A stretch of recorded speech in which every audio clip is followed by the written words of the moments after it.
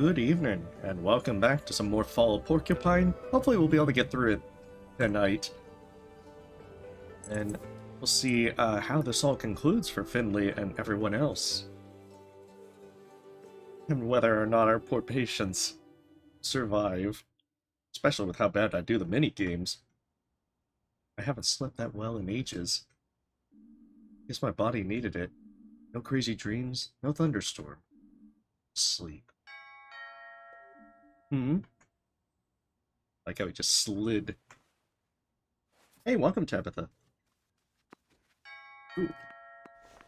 Aha. I still like how the instant change of clothes as well. If only days were so easy like that. Finley! Happy Hibernation Festival. Thank you, same to you. Hey, welcome to Tardy. Oh, man, I'm already super excited. And I'm way behind my preparations, too. Things have been really intense this year. What did you have to do? What do you think? I'm responsible for all the exquisite decorations, of course. You'll love it. They're so beautiful. I was just in the neighborhood, so I thought I'd pick you up. There's something else I want to show you, too. There's something else I want to show you. Then we can head to the town square together. Sounds good. Yes! Can't wait. How's Alfio doing? Well, good morning, my friend. Good mood? The best. Thanks to you guys, I have a nice full belly. And I'm thankful for this day. Are you going to the Hibernation Festival later? I don't think so, thank you. Not in the mood? Mood's got nothing to do with it. I just don't like crowds. Okay. Well, no pressure. I'll just look forward to seeing you if you change your mind. Well, maybe I'll sleep on it again. That's right, we can... One day Finley will flap their wings, soar majestically. But until then, you can only glide.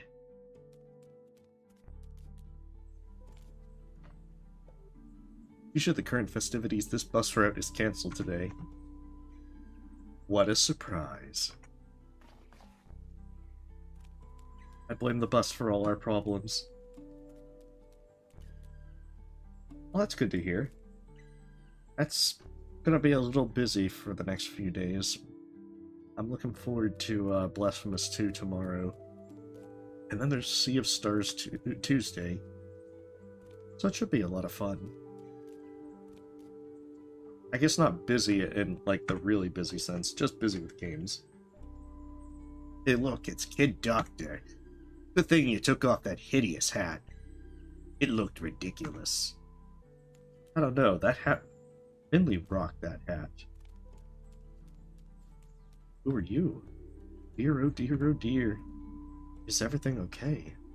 Yes, no, I'm nervous. What's going on? Chloe's competed in the stew contest today.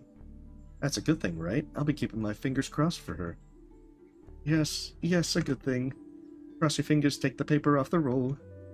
Check the caps on the pens, lock the register, turn off the lights. I think I've thought of everything. Is everything okay? Yes, I think so. Today's an important day for Chloe. She's going to be defending her title in the stew contest. Everything needs to be perfect. I'm looking forward to tasting her recipe. See you there?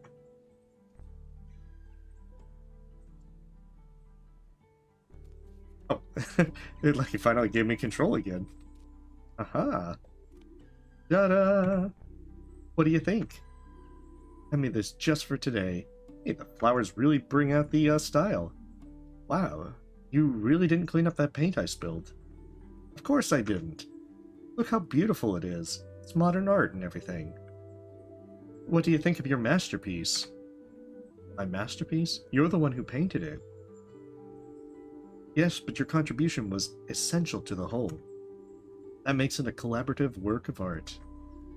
You could even call it a performance art. Does that mean I get a share of the proceeds? No. We'll negotiate the details another time. I mean, it's not like I can just sell this artwork to a collector.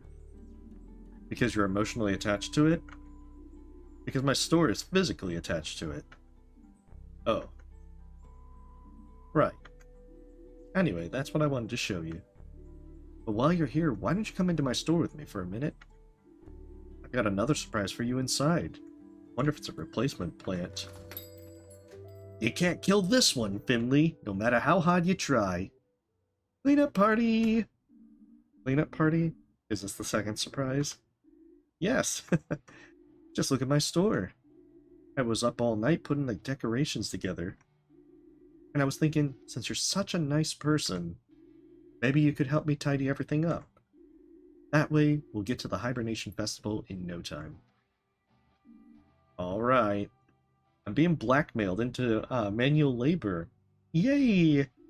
Your job, my super kind friend, is going to be to clean the floor.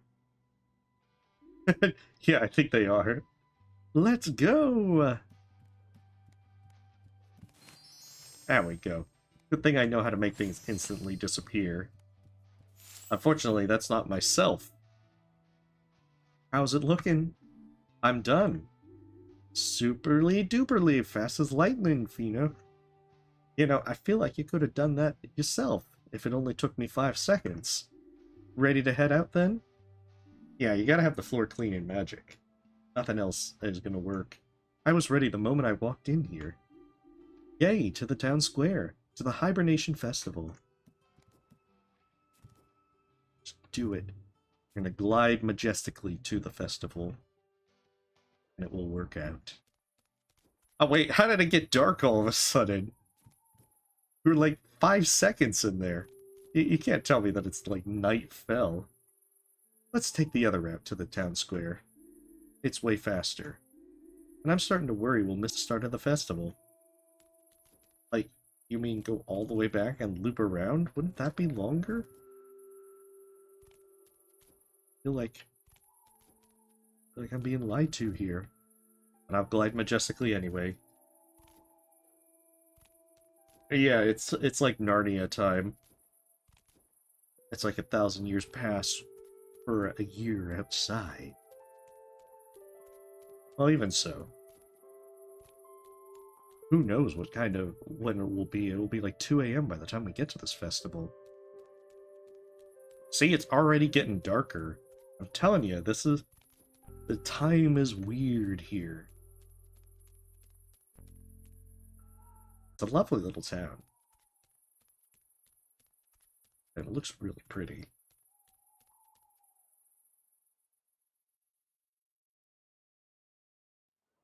Let's see.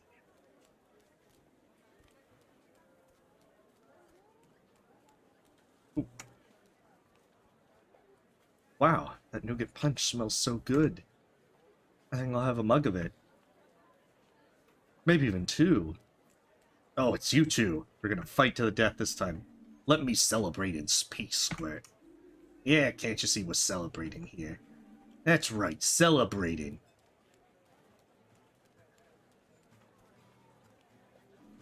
It's a hydrant.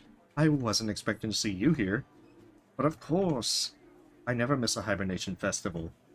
It's a time when the whole community comes together, and the economy is stimulated. A fantastic day. There's also the small matter of my participation in the stew contest, of course. You like to cook? Cooking relaxes, cooking satisfies, cooking has purpose, meaning. Which is to say, that's great, I'll be cheering for you too, of course. Even though Mia's my favorite. Naturally, team loyalty is essential. And in the end, it's the stew that wins, not the support. I look forward to an invigorating competition. Good luck. Thank you, thank you. And a joyful hibernation festival to you. You too. Okay, 1 second. Let me see if I got... Oh, it doesn't do the chat thing? Wonder if the chat thing's kind of messed up.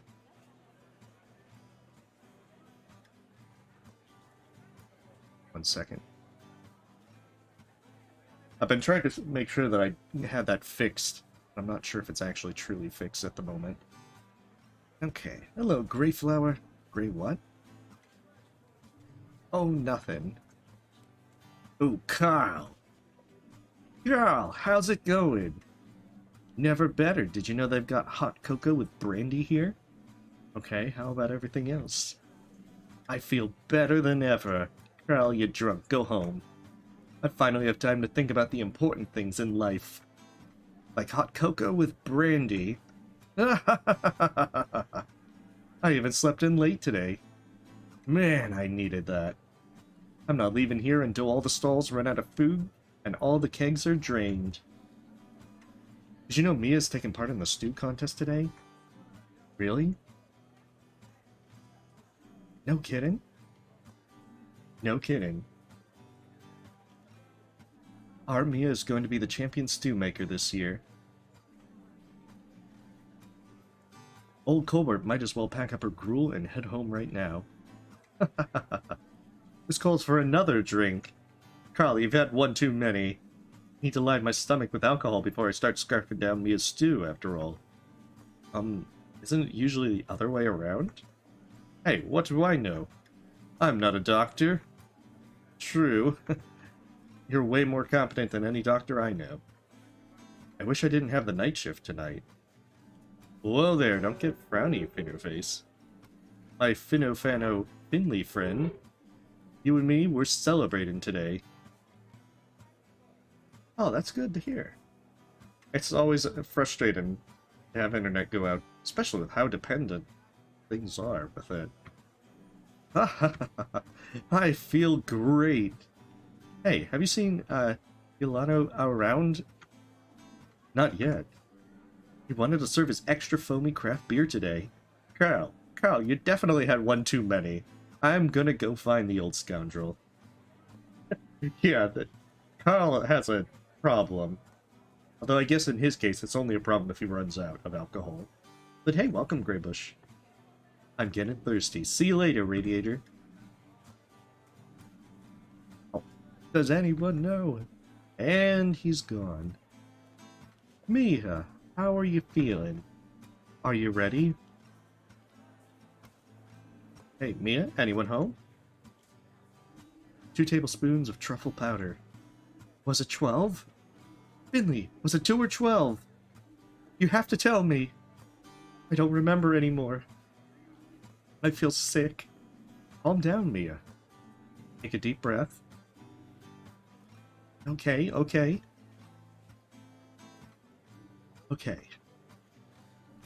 Are you okay now?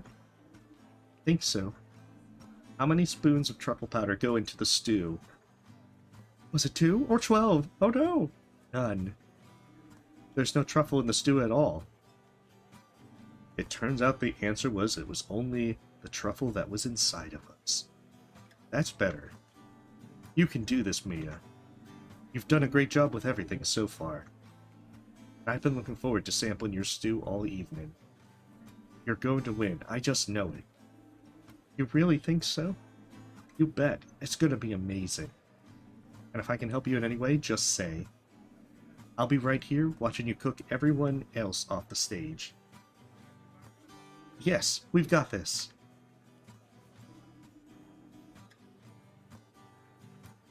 Thank you. I feel a little better already. Second, fixing one thing. There we go. Maybe I'll have another swig of my drink first. No, Mia, don't get drunk.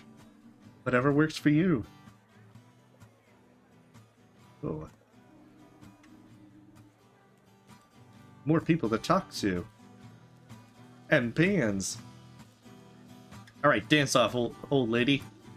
There is no history but that which we write ourselves. I can already feel my dancing feet starting to itch. Tonight's gonna be a big one.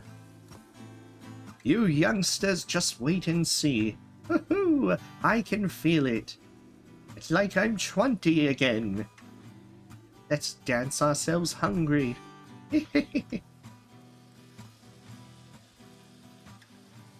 Oh, that's Sergey. I didn't know you had a stall here too. Of course I do. I can't deprive the town of my street food.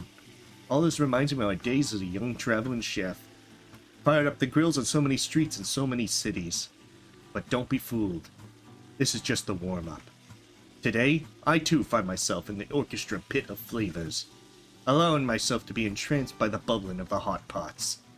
Today, there will be no long symphony of several movements. On this day, it all comes down to a single chord. The perfect note. And I will call this masterpiece Sergei's famous pepper stew. Sounds delicious. You are blessed, don't you see? You are one of the lucky few who may get a chance to sample a bowl today. This is one hibernation festival you'll never forget. It's quite a boast. There you are. I was just warming up my voice to cheer Chloe on. Want a sneak preview? Yes, maybe. Okay, here it comes. Go, Chloe, go! Everyone else's stew is woe. Everyone else's stew is woe. I may need to work on my grammar. I'm rooting for everyone in the contest. So you're rooting for Chloe too? Great! I'm selling actual goods from our store today. Yeah, he does. Pens, greeting cards, wrapping paper. But if I'm honest, my thoughts are elsewhere. All I can think about is Chloe winning that trophy again.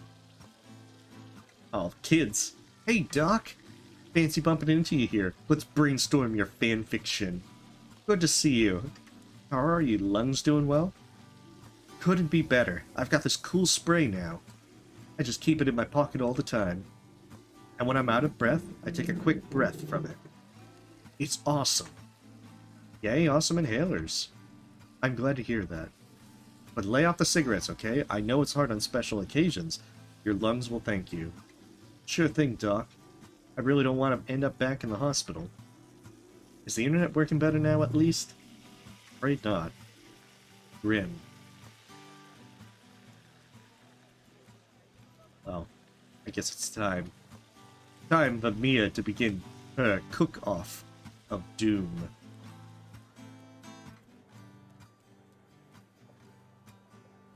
Oof. Yeah, I'm ready. I'm rooting for you, Mia.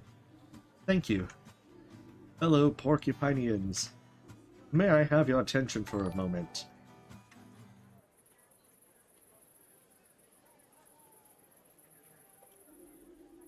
A happy hibernation festival to you all. Hey, thank you for the sub, Jamie.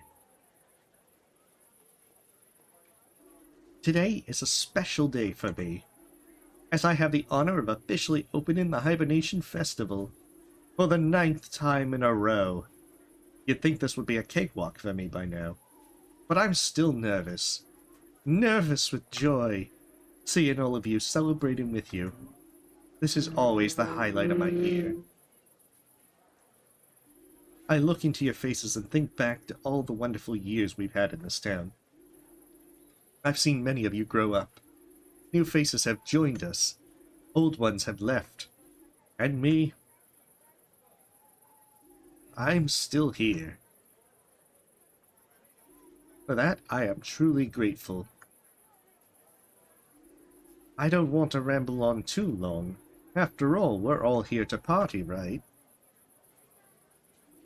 I just have one more thing to ask of you. As you enjoy your delicious drinks today, and treat yourselves to a hearty bowl of hot stew, or gossip and laugh with your loved ones, spare a thought for those who cannot be with us today, those who have passed away over the course of the last year, and also for those who are at work right now, or simply somewhere else. Think of them. When you see them again, tell them how much fun you had today. Make them turn green with envy. Rub it in their faces. Alright, let's get on with it. I, Adelaide von Wittgenstein, can feel the hairs on the back of my neck standing up in anticipation, as I hereby declare this year's Hibernation Festival open! Ta-da! Here's to all of you. Cheers, you old biddy. Cheers. Here's to us. Turn on the water!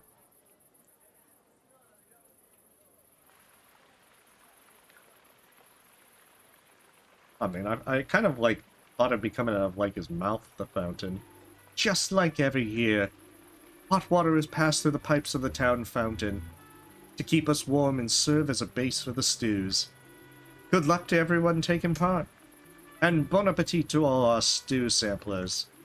Here's to us.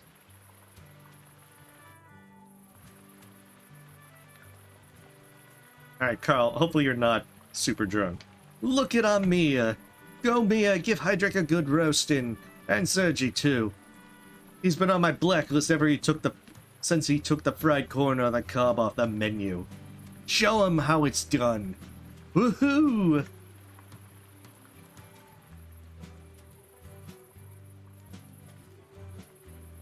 Alright, let's... Where's your stall, Mia? Look at Adelaide bopping away. I hope I'm like that when I grow up. Don't tell anyone, but a tear came down my eye when she was speaking just now. Hey, welcome, Toy. We're playing Fall of Porcupine. A narrative kind of game in which we're playing as a young pigeon doctor who comes to town. And welcome as well, Gilbert. I'm doing pretty good. Just kind of got off work and now just relaxing with some narrative games. Trying to finish this one up. Anyways, I really hope you enjoy the festival. It's about Finley, who comes to the town of Porcupine and is kind of like getting used to living there and working as a doctor.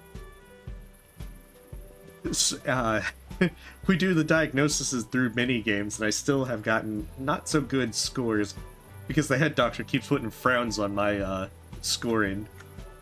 Too bad you can't stay to the end, but you have yourself a great time all the same. See you around, Finny Schmini. Well, look who it is. You've got the day off too, then? Not quite, sadly. Night shift. Okay, well, it's still cool that you stopped by. I hope that decision doesn't come back to haunt me tomorrow. I guess that'll depend on what else you've got planned for today. The quest for the perfect stew. How are things going in the surgery? Oh, you know, same old, same old. Old Linwood spins all day acting like a big shot without ever actually lifting a finger to help. Benny and Renee keep the whole place running. Who's on shift for you today? I think Dr. Linwood and Benjamin are there. Maybe you'll have time to drop by later. If you do, say hi to Benny for me. For now, I'm going to treat myself to a tall mug of nougat punch. It's great to be able to take a breather for once. Enjoy your evening and happy Hibernation Festival. You too. Safe journey to St. Ursula's later. Oh, I guess I don't get to stay for the entire festival. Tomorrow we work hard. Today we celebrate. I guess it's... Oh, you're not leaving just yet, are you? Things are just getting started. Oh, okay, good. I was like, wow, I don't even get to stay for the competition? Now Sergei's going all out. He's like, this is my super secret soup recipe. We are hungry, we are hungry. Hungry, hungry, we're so hungry. Hungry, hungry, and thirsty too. Oh, can I go up there? Ah, yes. Just stick to the recipe, same as usual. Ration way, don't overseason. You're doing great, Mia. Can I taste it? Finley! What's wrong? Finley! Yes? The pickleweed! What's a pickleweed? Your secret ingredient. The spice that makes my tomato stew special. And I forgot to get it. I don't have any, Finley. What am I gonna do? I can't leave my stew. Everything's already simmering. And time's running out, too.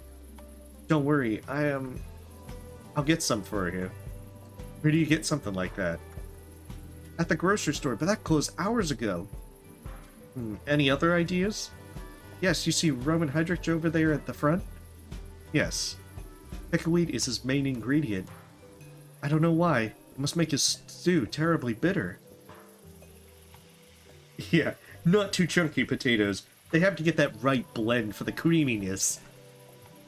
But knowing him, I'm sure he won't give any of it away. I'll ask him. You just keep doing what you're doing. Just a few more minutes, dear contestants. Then it's time to drop your spoons. Oh, did you hear that? Don't worry, I'll be right back. Really? Oh, thank you. Mr. Hydrick, may I disturb you for a moment? You know I'm always happy to listen to my team's concerns, but I still need a moment or two for my stew. And you've just heard time is of the essence. I need some of your pickle weed. What? From my ingredients? Yes, could you spare some? You'd be doing me a huge favor. No, sorry, out of the question. You're a very likable young man, and I would like to help, truly I would. But my ingredients have been measured out precisely according to my recipe. And if I change even the slightest thing, it will affect the taste. I'm sorry. Come on, we'll be Finley the Filcher. We can do this, we can pickpocket. Okay, thanks anyway. Don't mention it. Mr. Hydra can't spare any of his ingredients. I'm sorry. That's alright. It's my fault for forgetting it, after all. Thanks for trying, anyway. What's tomato stew without pickle weed? My young colleague... I have been thinking.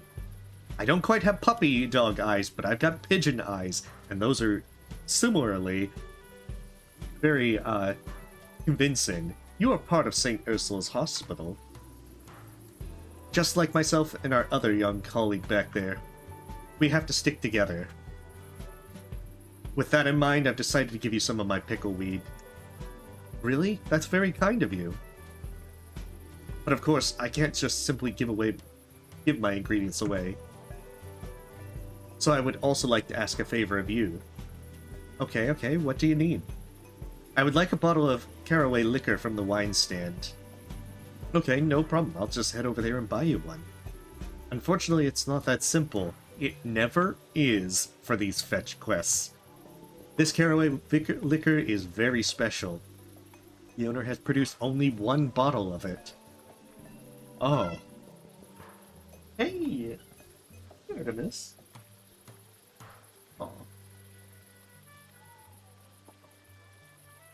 Oh, I'm guessing it's insanely expensive then.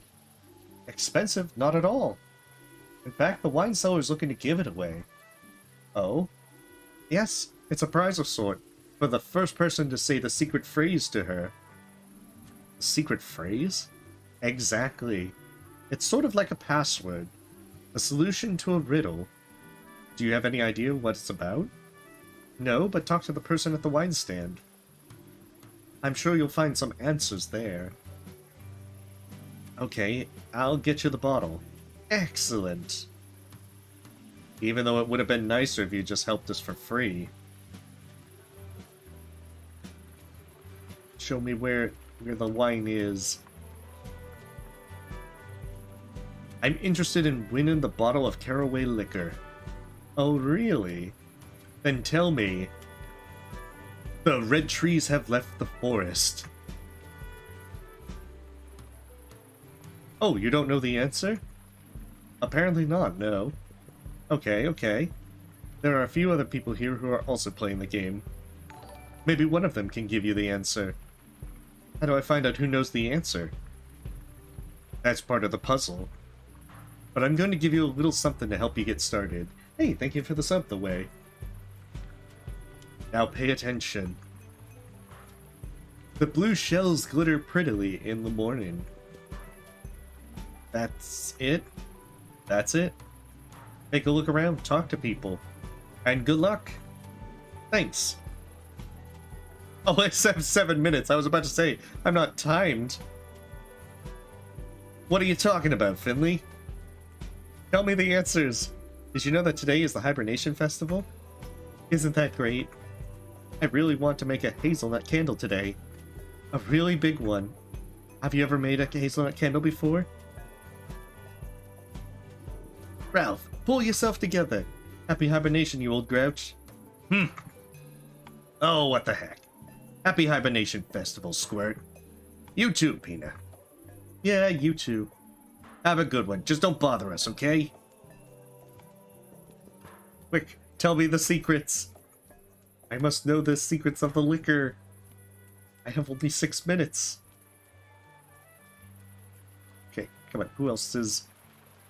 Maybe Carl knows. He's an alcoholic. Good news, the hazelnut candles are just firming up. They should be fresh and ready to go right after the contest, if not before. The blue shells glitter prettily in the morning sun. I know the answer to that. Hold on. It'll take me 7 minutes to remember. They hide when the yellow sun grows too hot. No idea what it's supposed to mean, though. I'll figure it out. Good luck. They hide when the yellow sun grows too hot. Sorry, that doesn't mean anything to me. I mean, to be fair, if you just go up to a person and say that, that probably is going to be weird. I know the answer. The green train is almost here. Thank you. Quick, tell me the answer to the green train.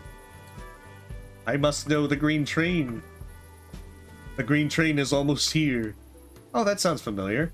It travels on to the Purple Sea. Thank you. Good luck. Oh, shoot. I realize this probably is... I have to remember the order of the colors. It travels on to the Purple Sea. The answer to that is... The red trees have left the forest. I hope that helps you. It does. Thank you, Susie. Ah, you've returned, young man. So do you have the answer? Hold on a second. Are you playing the game too? Why, of course. There's no rule against it after all. So, do you have the answer? Yes? The red trees have left the forest. Now they grow on the golden beach. Incredible! That's the right answer. You've won! And in record time, too. Really? Yay! Congratulations! Yeah, they must think we're insane. Here's your prize, a bottle of caraway liquor. Thank you very much. I've got to dash. Have a good evening. You too, my friend. Don't drop the bottle. Oh, you see, now what's going to happen is as we get onto stage, it's going to break, and then the liquor's going to splash in Mr. Hydrus' face. Mr. Hydrus, I have the liquor. Very good, my young colleague. You can always rely on Team St. Ursula. Can I have the pickleweed now? Of course, you've held up your end of the bargain, and so shall I. Here is your prize, a bundle of the finest pickleweed. Thank you. Sorry, I've got to run now. I only have 3 minutes. I've got the ingredient. What? Really? That's awesome. You're the best sous chef in the world. We can talk more later. Time's running out. Oh, we're repeating ourselves. Haha! We've saved the soup. So, my lovelies, your time... Wait, we had 3 more minutes. The cooking period is now officially over. Set your wooden spoons to one side and prepare for the tasting. Dig in, folks! Official announcers get first dibs. I'm telling you, I had 3 more minutes to finish this stew. If we lose, then I'm calling shenanigans on the rules. That was fantastic. I hope you all enjoyed it as much as I did. I don't think I'll ever need to eat again. But before we get to the award ceremony, there's something I'd like to get off my chest. There are a lot of different people living here in Porcupine. Some have only been here for a short time, others have spent their whole lives here. And that's good, and the way things should be. Be kind to each other, be grateful, be understanding. If you do that, Porcupine will remain the beautiful place it is. Maybe these are just the melancholy thoughts of an old woman. Or maybe I've already had a nougat punch or two. But I love all of you. So before the food coma sets in, let's get to the awards ceremony. To refresh your memory, here are all the participants and their creations. Chloe took us on a wild journey through the road. through the world of porcini mushrooms. Roman presented you with his spicy pickleweed pop. Isaac whipped up some handmade alphabet soup for our bookworms. Wonderful handwriting, by the way. Our lovely Mia, a first-time contestant today, gave us a tomato stew that I'm sure has bowled more than a few of you over. And our last candidate is someone we normally see when we're sick. Sergey, head chef of the cafeteria at St. Ursula's. His entry this year was a fiery hot pepper stew. Okay, that's everyone. Now hold on to your spoons, it's about to get serious. The winner of this year's Porcupine Stew contest is... Drum roll, please. Mia with her fruity, spicy tomato stew. Really? Congratulations! Yes! Congratulations. What a great stew. And that goes for all of you as well. Oh, hey, welcome, Pola 1. Yeah, I love you all. Give Grandma a hug. Congratulations on your amazing creations. And congratulations to everyone who got their hands on a bowl. You were really lucky to get to taste such wonderful stews. And now, let the celebrations continue. You said it. I wonder who would have won if we didn't get the pickleweed to Mia. Hazelnut, hazelnut, hazelnut. Mia, you were awesome.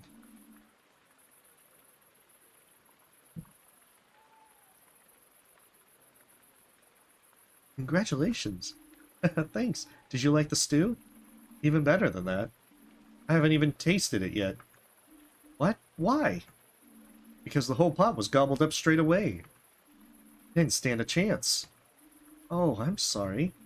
Hey, it's no big deal. I can see how delicious it was from the looks in everyone's eyes. Yeah, definitely. Stew does sound pretty lovely about now.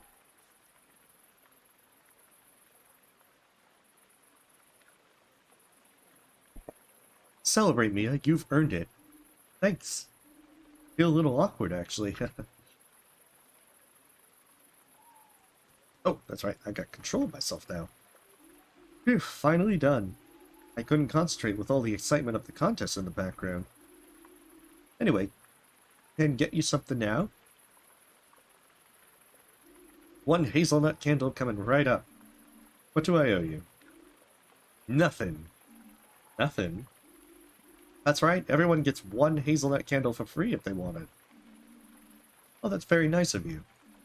But doesn't it mean you end up losing money on the candles? Yes, but making hazelnut candles is my favorite hobby. So I really don't mind. Means I need a little while to make them, though. But at least they always smell fantastic. Enjoy your candle. That's very nice of you. Thank you. Happy Hibernation Festival.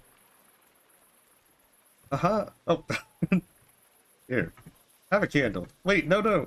Thought you wanted a candle. That's the only reason why I took one. Cow!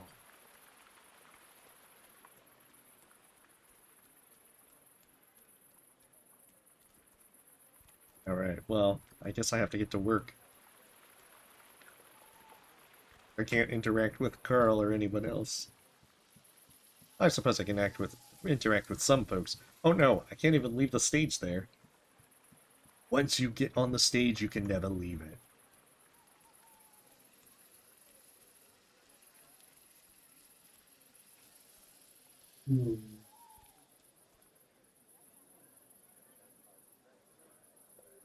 Mita, is everything all right?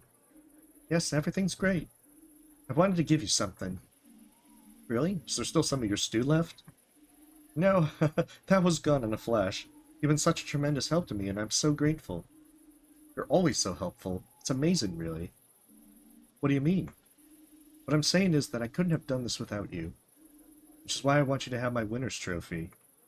Really? But you're the one who won it. Yes, but it was as much your victory as it was mine, really. Besides, I wouldn't even know where to put it in my apartment.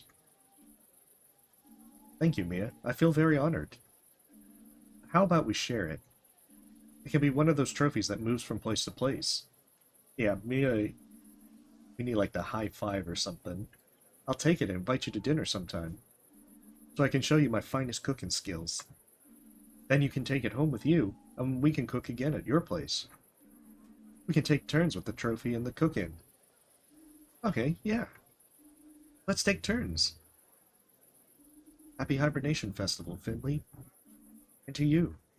Celebrate. You deserve it. But now I need to get going. Oh no, another hazelnut candle. I've got two now. What do I do with them? See you in the morning. Good night. Oh, that sounds fun.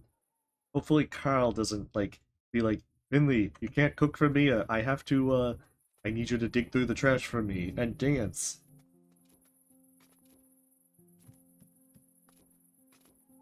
Oh, that's even prettier. Is it snow? It's snowing. Hey, Porcupine. All of you. Happy Hibernation Festival. They did say this was taking place in fall, so I guess snow's not out of the question.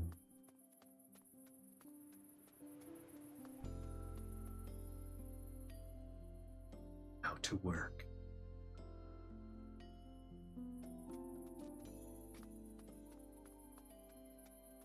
But Dr. Gorkowski awaits us. You give narrowed eyes on all our poor work.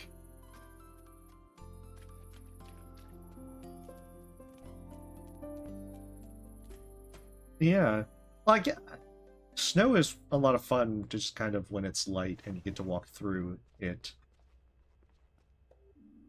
Not in the mood for the Hibernation Festival? Sure I am. But someone has to keep this place running. I'll be down in a minute, though. Then we'll get the real party started. All that nonsense beforehand with the stews and everything, I can't stand it anymore. Boring. I heard you can win a bottle of caraway liquor at the wine stand, though. I've got to get my hands on that. I've heard it's delicious. And there's only one bottle of it. I'm afraid I've got some bad news. What? Has someone claimed the bottle already? Well...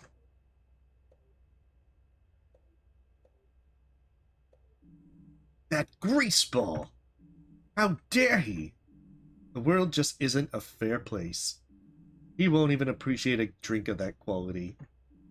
When I get my hands on him... Now, off to your shift. Dr. Krakowski's waiting. You were on the night shift together tonight. Yay.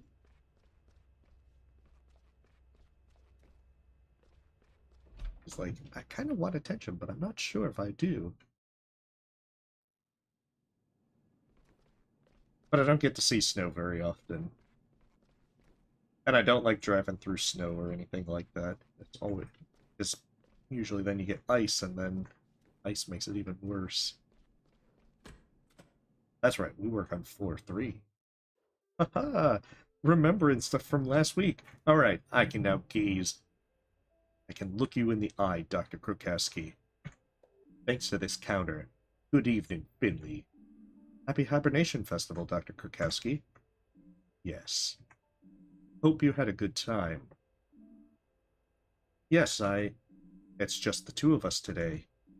Holidays are all well and good, but someone has to keep the lights on here. That's true, so how are things looking? As they should. People always feel a little better on days like this. Some are homesick, others are just happy to have some peace and quiet. Still, from a psychological point of view, the Hibernation Festival actually seems to help them. I will take care of our dear Irma today. Please handle your duties. You'll find me in the break room when you're done. Alright, see you soon. Right, we have to download it through the app. Today's schedule.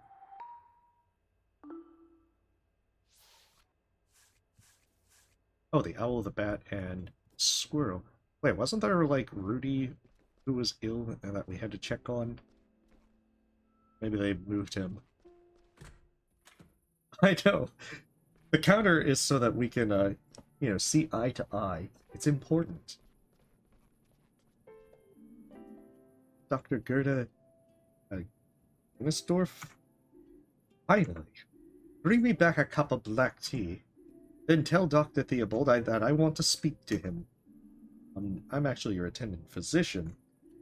You're a doctor? St. Ursula, save us.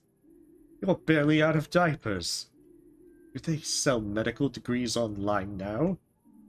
Let's not lose sight of the matter at hand, Dr. Niesdorf. Niesdorf. I'm not sure how to pronounce that. I'm going to butcher pronunciations today, too.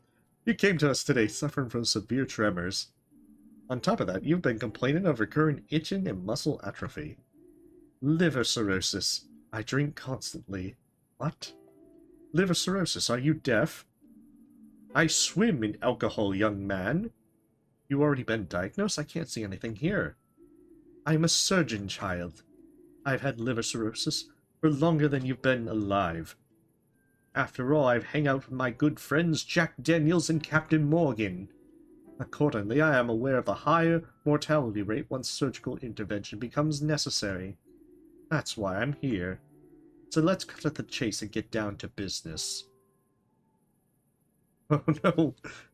Oh, we're giving her drugs. Haha, the drug port. Okay, I need 5 pills, and I need to make this work.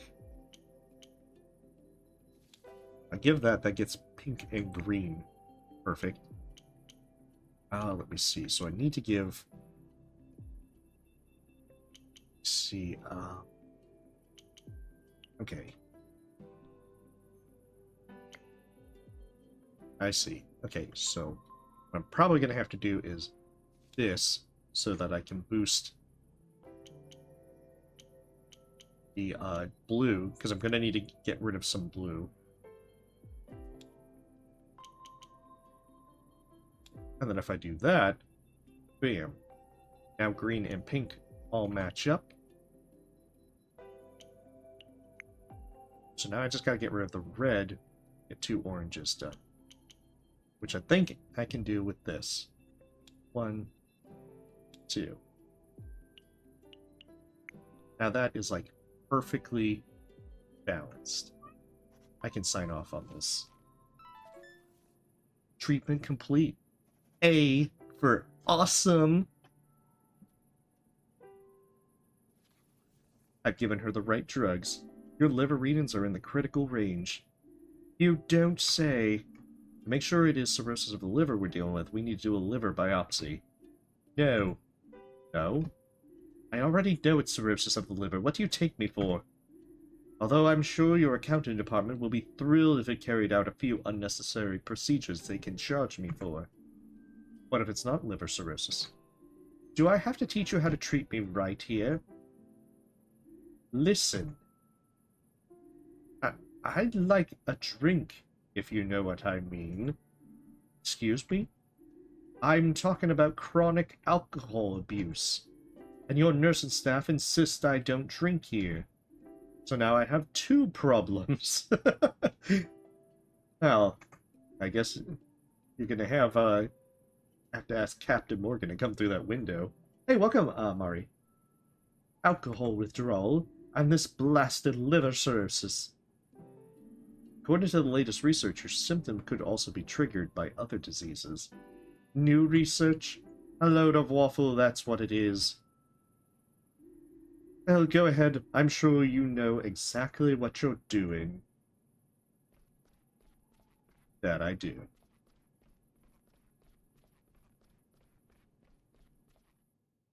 Only drinking you're going to be doing here is water.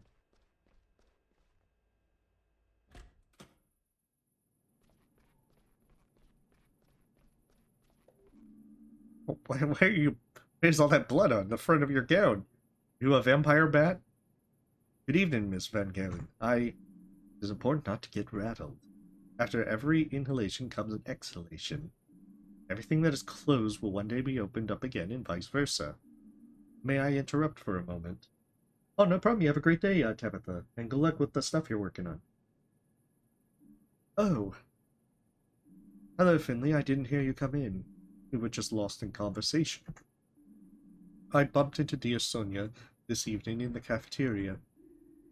That's one way of putting it. I'd have forgotten what it meant to have an important meeting today. Suddenly it got hard to breathe and I passed out again. Dr. Gauthier brought me back up here. I have to admit a certain amount of luck. Benjamin from surgery happened to be passing through at the time, too. He was a huge help in getting Sonia up here safely. Thank you, Dr. Gauthier. Oh, this and that. Ourselves, the world. Helped Miss Van Galen breathe until she managed to calm down. Miss Van Galen, I wish you all the best and the natural recovery for both body and mind. Now I've already taken far too long a break. I wish you both a pleasant evening. Thank you, you too. How are you feeling, Miss Van Galen? I still feel a little out of sorts. Your blood pressure must have begun fluctuating. You had an extremely high rest impulse when you first arrived here. The drugs regulate your blood pressure. Dr. Gauthier kept talking to me until I felt better. He was saying something about my inner core, breathing exercises, that kind of thing. She's just sitting a bit away as an attention. Tried yoga once, not my cup of tea. Yes, Dr. Gauthier has his own way of looking at things. But he wasn't exactly wrong. Let me check your readings.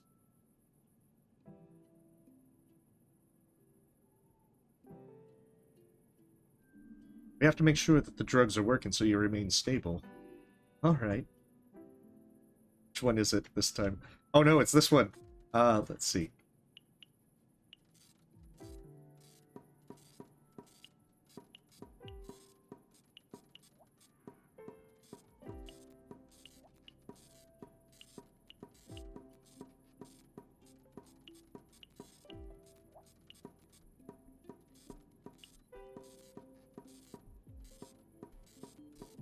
A. Still an A. Okay, no problem. You have a great day, Tardy. Thanks for stopping by.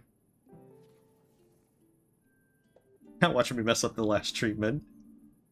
I'm afraid medication will only go part of the way of solving your problem. It would be wise to develop ways to reduce stress. Unfortunately, this happens to a lot of people nowadays. But how am I supposed to avoid stress? Well, there are a few options, but you'll need to work on what works best for you. They didn't teach us much about stress avoidance techniques at medical school, to be honest. Things that Dr. Gauthier said, it kind of helped. I'm going to take a nap. Maybe I'll get lucky and catch Dr. Gauthier again tomorrow. Rest well. Oh, if I do this last one right, Dr. Krokowski will be so proud of me. I might even get a smiley face. Kitty. Alright, 304. That's the injection one. I think I've generally done that one pretty decently. Would have really loved to go to the Hibernation Festival today. I'm sure you would. I'm sorry it didn't work out. It's okay. I've been having my own little Hibernation Festival right here. I just had a coffee with cream and hazelnut. It was the highlight of my day. You have an inflammation of the renal pelvis. Are you in pain? Yes, but I'm trying not to let it get to me. Alright, but don't make things too uncomfortable for yourself. We can always get you some painkillers if you want. For now, I'm going to give you some medication to help bring the swelling down. Okay, here is the best place to inject. I think the right side was looking better.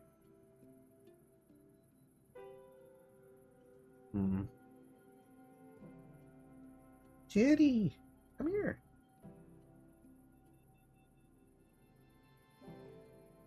Why is he so shaking around?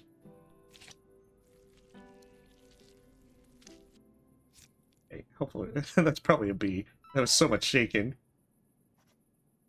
Dagnabbit! I was just off course ever so slightly. Please tell us if the pain gets any worse. Or if you have any problems urinating.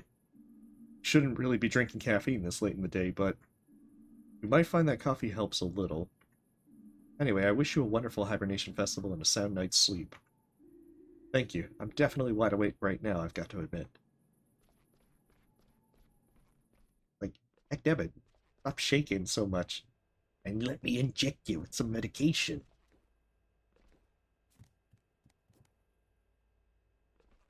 The break room was over this way.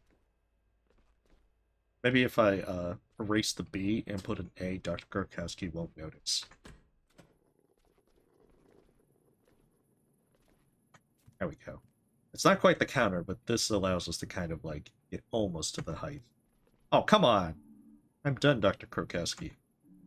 Did you notice anything out of the ordinary? No, everything's fine. You're right, the patients really are doing a little better today. I'm glad I'm on the night shift now. It's really quite pleasant. If you say so. Well, let's see.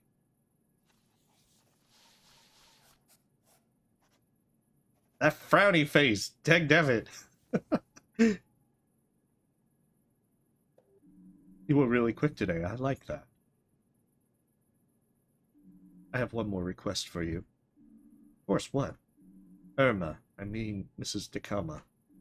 I've been watching her tonight, and she's not doing very well. She asked if the nice doctor would stop by again today. I think she means you. Why don't you go check on her? I'm sure she'll be happy to see you. Sure, I'd love to. I've got a gift I wanted to give her anyway. Well, don't keep her waiting. Yeah, the cold glare from Dr. Krakowski means that the nice doctor is definitely not her. Which room was she in again? I think it was 303. I think she got moved from P31 originally. We had an entire conversation while she was getting soaked from the dripping water. Irma, I've got you this candle. Hey Irma, how are you doing? Finley, what are you doing here? I thought you were out celebrating today. I was, it was great. I met a lot of people and the stew contest was really exciting. They got the fountain working again for the occasion. And look what I found, Irma. He sold that candle just for you.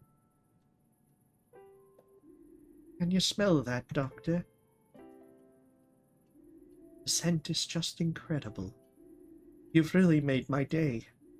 I'm feeling much less shivery already. This brings back so many images for me. So many memories from years gone by. From all the many hibernation festivals I've seen. It was your first one today, wasn't it? Yes. You should get some rest, Irma. All that talking gets to your lungs. No, it's all right. I need someone I can spin my yarns to.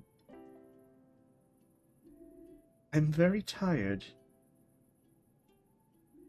But I would like to tell you one last story. Irma? What do you mean by that? It's okay. What? No, it's not okay at all. We'll get you back on your feet, I promise. I'll get Dr. Krakowski right away. We'll figure it out. You've already done more than I can imagine. But may I ask one more favor of you? Of course, what is it? I'd love another cup of tea. My throat's a little dry, you know. Of course, Now, Finley, don't fuss. It's all right. I'll just dash to the break room. We have tea there. I'll be right back. Kevin, no. There's like the wonder as to which one was going to die first. It looks like Irma's going to be Irma. We still didn't see anything about Rudy today, so I don't know how he's doing with the food poisoning. We always have hot water here, thank goodness. What kind of tea should I make? Black. Ooh. Peppermint tea. Okay, now I better get this straight to Irma. Hey, Victor, thank you for the sub. Didn't they taken a break already? No, I I'm just getting a cup of tea for a patient.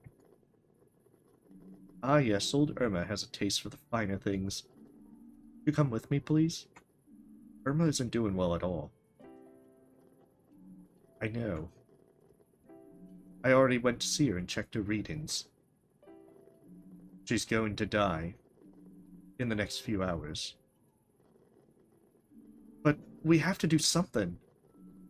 What I'm going to do is make myself a cup of tea, too. How can you just walk in there like nothing's wrong? Why aren't you doing anything? I've already done everything I could. Sometimes even the best treatment in the world can't help, Finley. But go to her. Make her last hours as comfortable as possible. That is our duty to her now. Make sure she has enough painkillers. Shouldn't we contact her son? I have already tried that too. Unfortunately, I have not yet been able to reach Giuliano. I'll keep trying and inform him of the situation. Go now. Irma's tea is getting cold. Okay.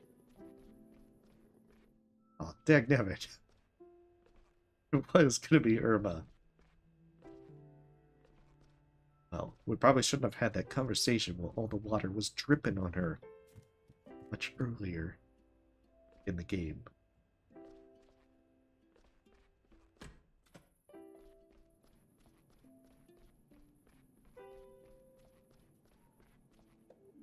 Irma, I'm back. I've got your tea. I hope it was fruit tea, Irma. Who? Oh, sorry, I must have dozed off for a minute there. You're a darling. Thank you so much. Just set it down there. I remember my first hibernation festival like it was yesterday. I was already very cold for the time of year. The cars and park benches were buried in snow. But the hibernation festival still had to go on, of course. Gilbert loved hot air balloons more than anything else in the world, but he also had a great fear of flying. And he wasn't the youngest anymore either. Neither of us were. So we compromised by heading to the countryside to watch the balloon race. At least we used to, until it was banned. It was the hibernation festival. When Gilbert sat in a hot air balloon for the first time, there was already snow on the roads and the roofs of the houses. The lights, the smells. We were there every year. But it was cold outside, and everyone started to come closer together. I'd already bought a hazelnut candle and enjoyed some lovely conversations with plenty of laughter when Gilbert secretly slipped away. He spotted a hot air balloon in the square. Back then, you could still book flights in the winter. They said you could see the whole town from up there. But that year, the balloon remained grounded. The weather was already bitterly cold and very windy. Then, all of a sudden, an icy gust of wind blew across the square. Hats and caps flew through the air. Mothers had to hold on to their children. And that gust of wind blew my Gilbert right into the basket of the balloon. When he picked himself up to climb back out again, he got the fright of his life. The balloon had broken loose and was already rising hundreds of feet above the town. And me? I'd seen the whole thing, and I leapt desperately at a dangling rope to try and hold the balloon down. But instead, I simply floated away with it. Gilbert helped me into the basket, and the wind carried us higher and higher into the wintry clouds. Porcupine was no more than a small speck on the light in the fog. Eventually it disappeared altogether. Gilbert could barely move due to his fear of heights. The cold bit into our skin. But I managed to cheer him up. His dream had finally come true, I reminded him, riding in a hot air balloon. Unfortunately, we soon realized that the burner was frozen. But then I remembered the hazelnut candle I'd bought. So Gilbert and I made ourselves comfortable in the basket of the balloon and lit the candle to keep warm. I don't know how long we sat there, but it was indescribably beautiful. Just us, the sky and the clouds, and the scent of the hazelnut candle. Suddenly there was a bang, and the burner had started up again. The heat from the hazelnut candle had thawed it out. Gilbert quickly figured out how to steer the balloon. Even the altitude didn't bother him anymore. But how would we know which way to go? Then, before we could even begin to worry again, I heard it. Very softly. Hibernation Hymn, the song everyone in Porcupine sings together for the Hibernation Festival. We strained our ears, and Gilbert stared the balloon straight towards the song. Eventually, Porcupine emerged from the fog. The beautifully decorated marketplace, the snow-covered roofs, and the festival goers. What a sight! They had broken into song to help us find our way back. Gilbert landed right in front of the fountain, and all the crowd cheered. That's the story, more or less, how my Gilbert and I took flight together for the first and last time. He died the following year. I'll be reunited with him soon. Then we'll fly together again. My Gilbert and I. Are they still playing the Hibernation Hymn in the square? Maybe. I'm not quite sure. I think I can hear it. Just faintly. Yes. They're probably still celebrating. Here's the two of us. Stuck working the night shift at the hospital, eh? You're doing a good job. With the work. But Irma? I made it. To the hibernation.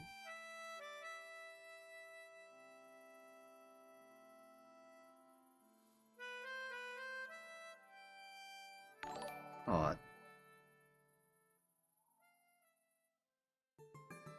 Damn it.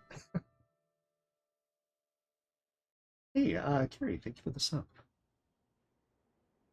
Must be very, disheartening. Because it seems like that's Finley's first time us having a patient die.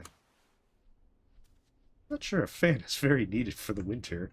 Yeah, turn that off. We don't need that. Did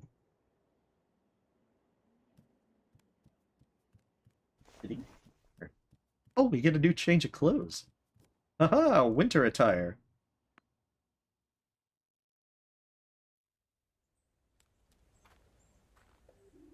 Wow, looks like someone got out the wrong side of the bed this morning. What happened? Didn't you enjoy the hibernation festival? Things aren't so great right now. Yeah. Can I help you? No.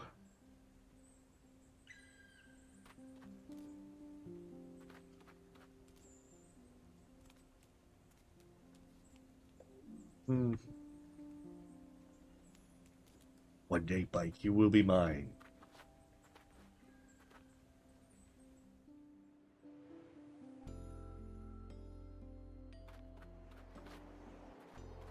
Definitely looks very pretty with all the snow.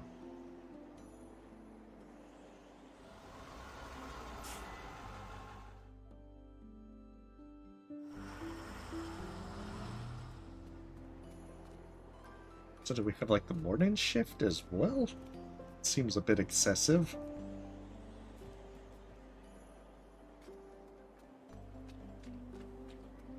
I'm surprised that puddle hasn't frozen over.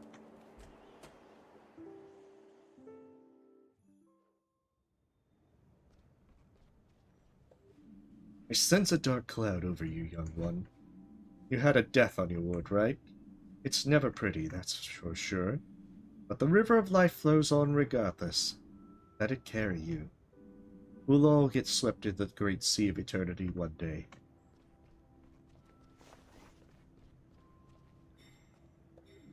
Morning. Have a nice weekend. Why the gloomy face? Morning, Ingrid. I'm not in a great mood. Is it because of Mrs. DeCalma? I'm sorry, kid. Really. I like the old lady, too. I was hoping I'd feel better after the weekend. Well, I guess you're just one of those people who feels a lot for others. Just make sure it doesn't become a problem for you. Death's a part of our profession, kid. Try to focus. There's enough living people around here who need your help. I get it, though. They always say that first death really sticks with you. Yeah, maybe you're right. I'll focus and try my best. That's the spirit.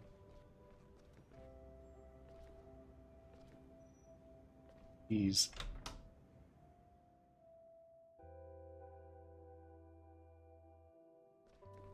Hey, we're not as gloomy looking at using the stairs. Feels like I'm moving upward in life.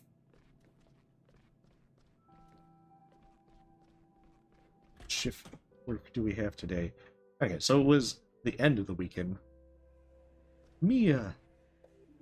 Finley, I heard the news this morning. Do you want to talk? Maybe grab a coffee or something? No. I want to get my work done first. Okay. If you want to talk later, just come and find me, okay? Good morning, Finley. How are you? Hey, fine, I came by for the first attempt at petting her. And she runs off.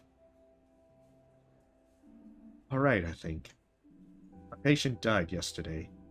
Your patient. I imagine Irma's death is still on your mind. Nevertheless, I would ask that you don't let your performance levels drop. We can't let these things affect our work. Got it. You can rely on me. You know the drill. We'll talk again once you finish treating your patients. Try to make this a good day, Finley, in spite of everything. Good luck. Oh, one more thing. Irma died of complications from pneumonia. She was old. Her immune system couldn't hold everything off. She remained stable for a while. However, her condition worsened during her stay here. These things happen sometimes. The incident with the water damage to the roof probably didn't help either. What I'm trying to say is, you did nothing wrong. I've even made a note to that effect in my report. I assigned you to treat Irma, and that was the right decision. I'm sure of it. What? What's wrong, kitty? Can't be food because she had dinner not too long ago. Let's see what the schedule brings today. Schedule updated. Ooh, what's the scissor one?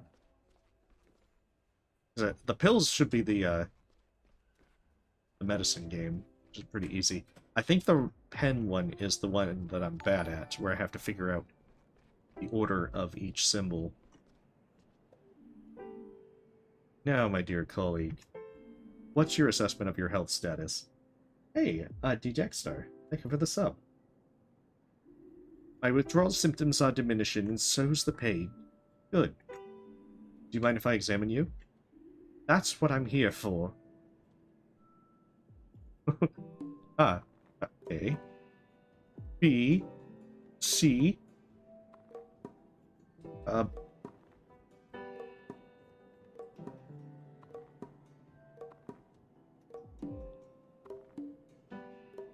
Okay, so it's been a while since I did this one. Aha! Okay. It's just like Twister on your keyboard. We're going to keep increasing your vitamin B1 and energy intake. Your liver's on the mend. Are you sure? Nonsense, my liver's had it. The readings are clear. Really? You came to us just in time. Feel free to take a look for yourself. We'll have to keep you for a few more days of observation. If you want to keep on living, you need to keep off the alcohol. Forever.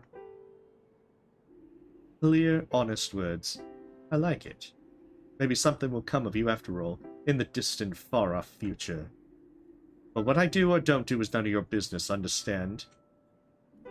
I've given you my medical opinion. What you do with it is entirely up to you.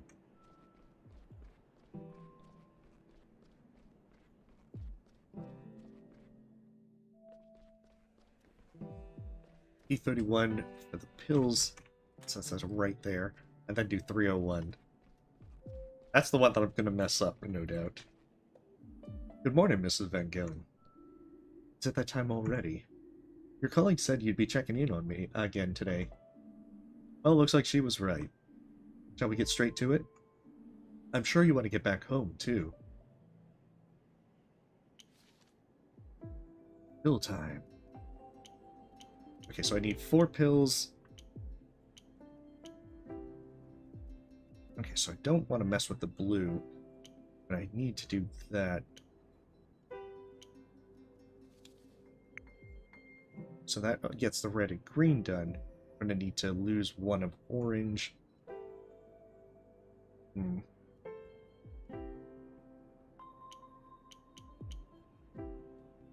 Okay. I don't want to mess with the blue, but I don't think I can get the... I do that.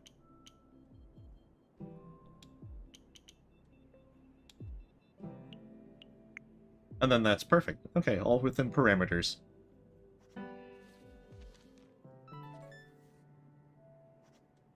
Hey! Good times. Yep.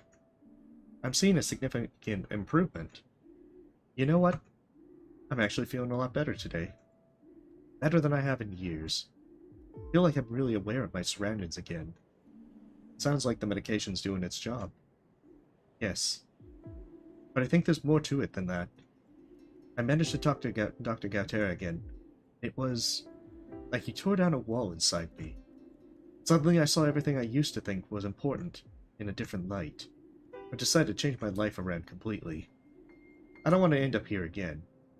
I want to be able to focus on other things, instead of just living for my job. I called my boss this morning and requested 4 weeks off. It's great. That's not what she thought. She threatened to fire me on the spot. Oh, I'm sorry. Don't be. I'm the island. I'm the sea. And maybe unemployed. An unemployed ocean. I don't care at all. That's great. I'll do my exercises and follow my heart more. Thank you for helping me. I'll make sure to thank Dr. Gautera again before I leave too. Have a great day, and look after yourself. 2 down, 1 to go. I think this is the hardest one for me. That's what I'm gonna mess up. I'm gonna get a frowny face because of it. I know it. This is the thing that breaks my score. You're Emma, right? Okay. Miss Emma Strawberry Yogurt, you right? No! I'm Emma Smith. Oh, right. That's what it says here. I must have read it wrong. How are you feeling, Emma Schmidt? I miss my home. And I've got tummy ache, too. You did get some pills, didn't you? But it's still not better yet? No. Alright, let's take a closer look at what's up with your tummy, then. Oh no, it is this one! It's all skull. Comes up skulls that your tummy ache is death. Sorry, kiddo. This is gonna be bad. Okay, so let's see. 1, 2, 3, 4, 5, 6, 7, 8. 8 symbols and 5 of them. Oh, this is gonna be bad. I'm gonna be in so much trouble. Okay, 3 of them are in the right position. I mean, sorry, 3 of them are correct.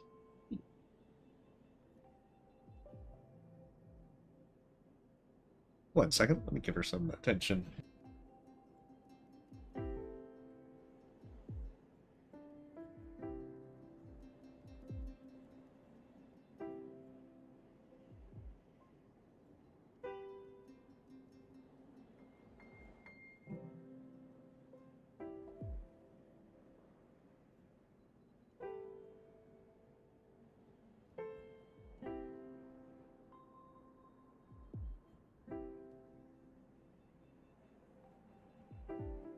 I think she was requesting a food bribe.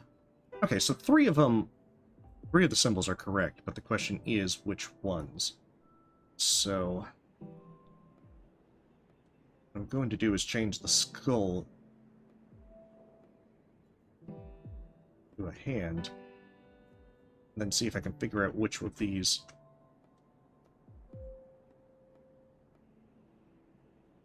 Let me see. Put this one to the stomach so I can move it around. Then shift them one each.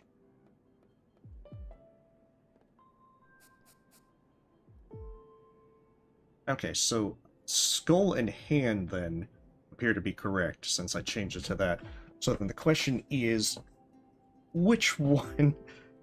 Okay, so I know that... Hey, welcome, Wendy.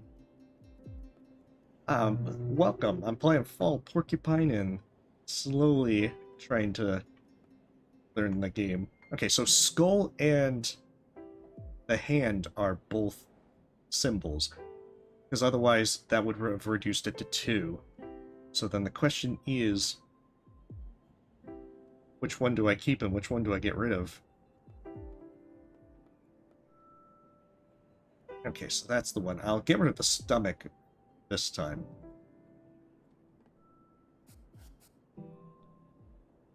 Okay, so then the skull should be the correct symbol, which would then mean that tooth and that are not correct. So I can change this one, try this one with skull. And I don't think I've tried foot yet. Or blood.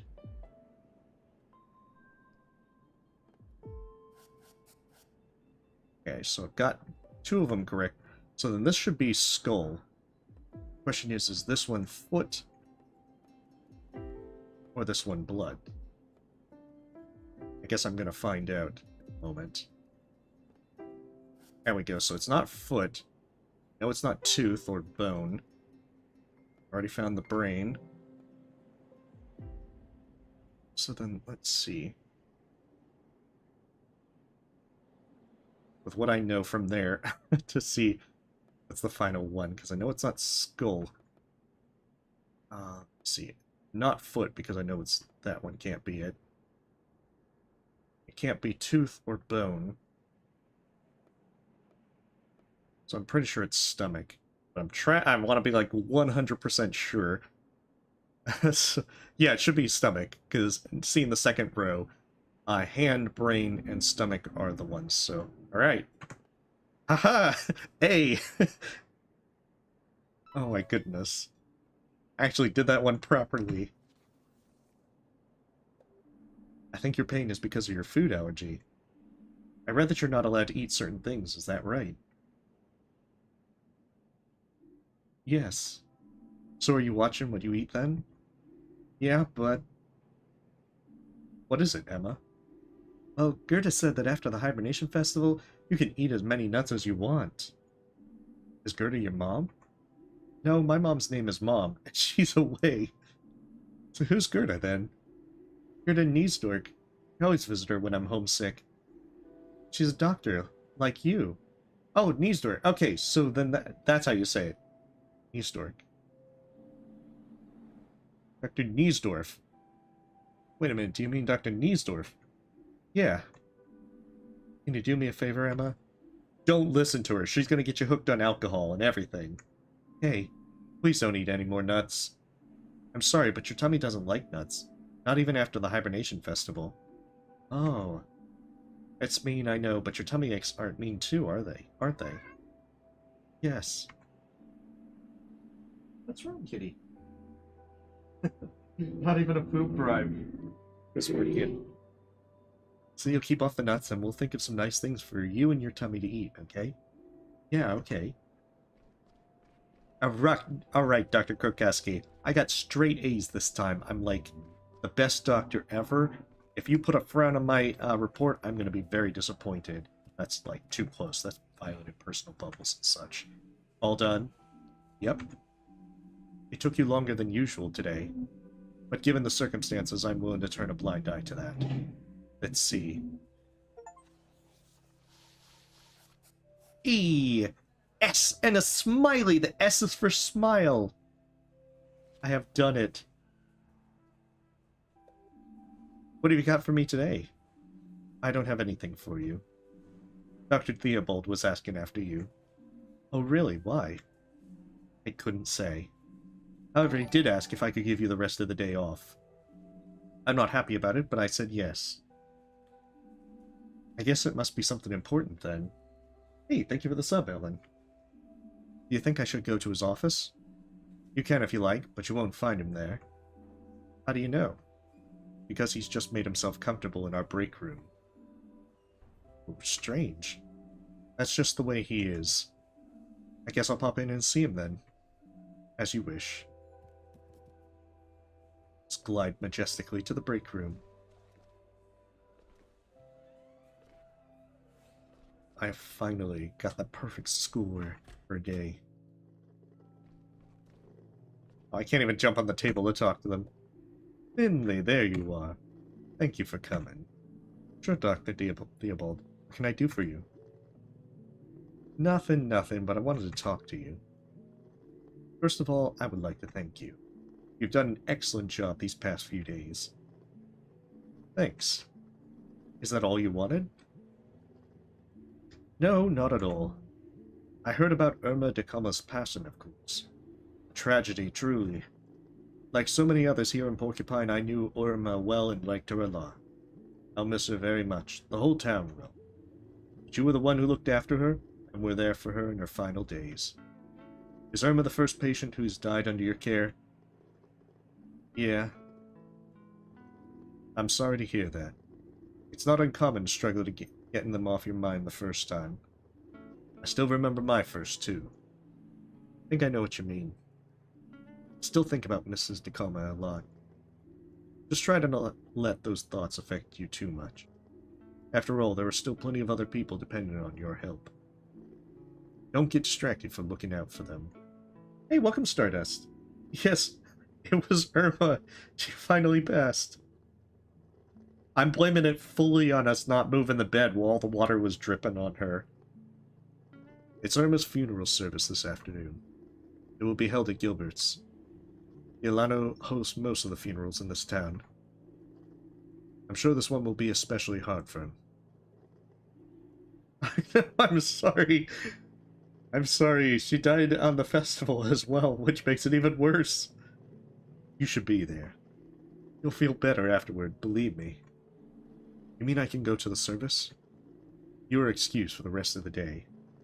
I also got a perfect score for my daily tasks. Dr. Krupkowski gave me a smiley face. It's great. You are excused for the rest of the day. I'm sure Mrs. Tacoma would have invited you anyway. Okay then, I'll be there. Thank you, Dr. Theobald. No need to thank me, Finley. Say goodbye to the old lady for me. I know. I got an S score and a smiley face, so the S stands for smile. It's like the best thing ever. There's Mia. Oh, I can't talk to Mia. I'll be back tomorrow with better scores.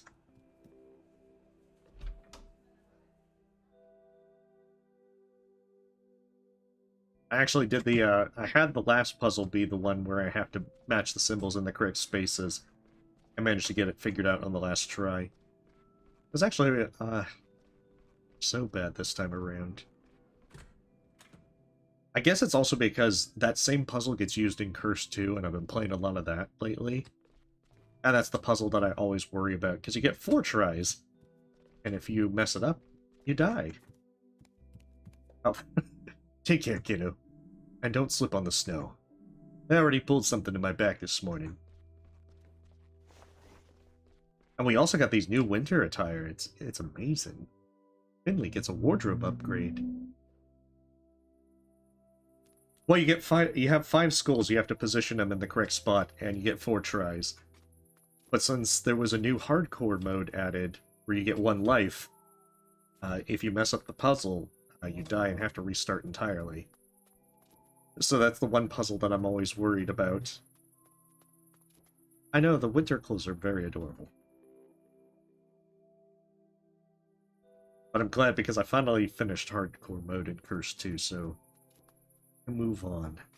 I'm waiting, because the one fellow who's made the Curse series is remaking the first Curse games, so I'm looking forward to playing that when it gets a remake as well. I think it's also supposed to have a hard mode.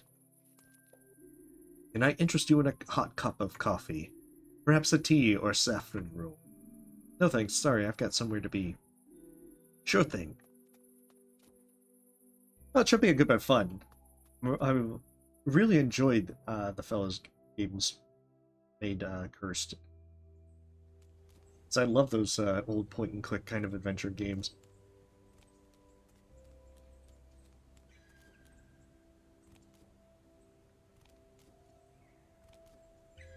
Very beautiful town. Especially with the snow. You don't seem to like the weather much either, do you? It smells a bit stale.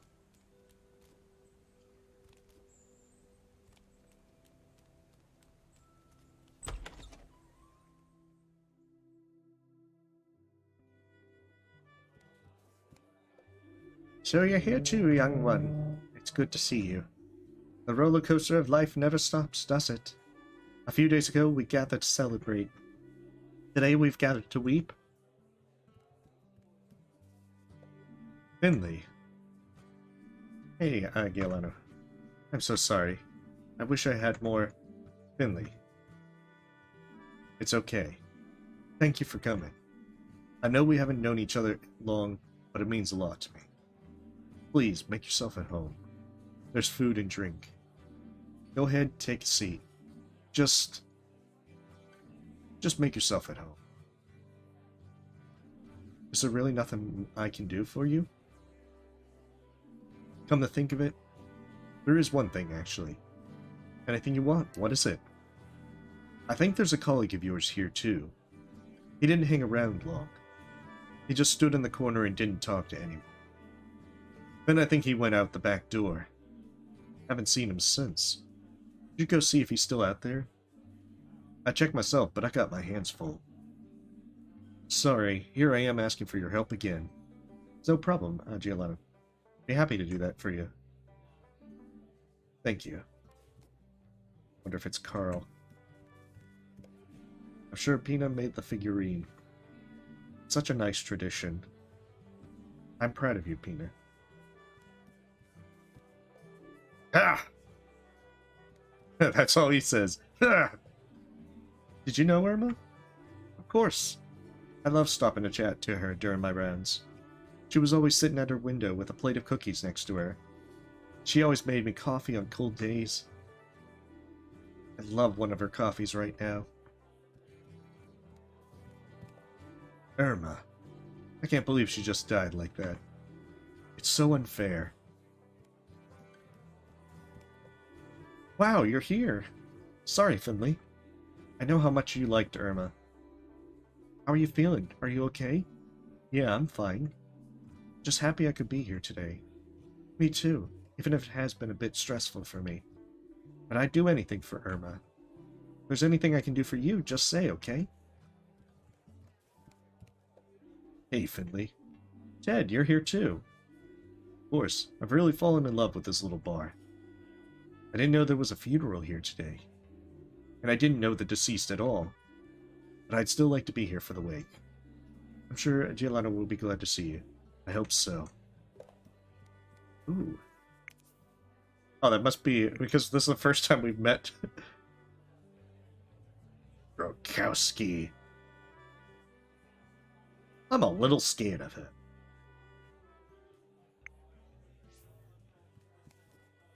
More people appear to...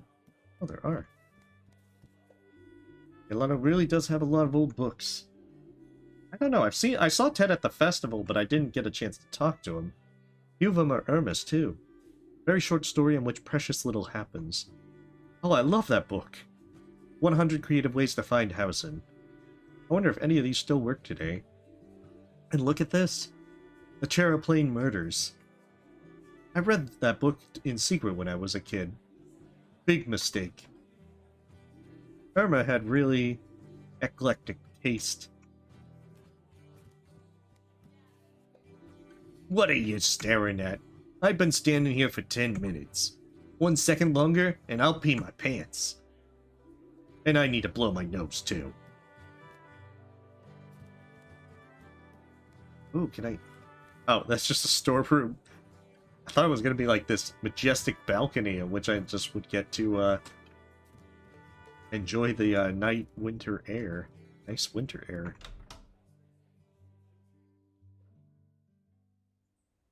Oh, it's I think Mr. Glendower? Gregor, you're here too. Get lost, kid. Don't you want to come inside? The service is about to start. Yeah. No. There's food and drink too. Lots of people are here. Leave me alone. Okay. Well, I tried. Carl, are you in these dumpsters?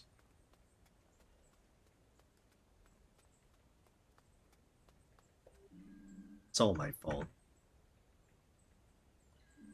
What do you mean?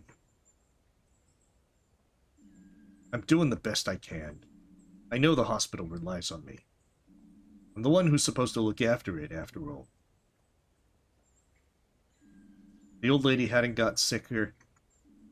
That water damage hadn't happened. If I had just taken better care of the hospital, then maybe she wouldn't have. This is my burden to bear. I'll never forgive myself. All those people in there. I see the way they look at me. They know it's my fault. I felt the same way. I was the one treating her right up until the end. I still believed she'd get better. I didn't want to face the fact that she was going to die.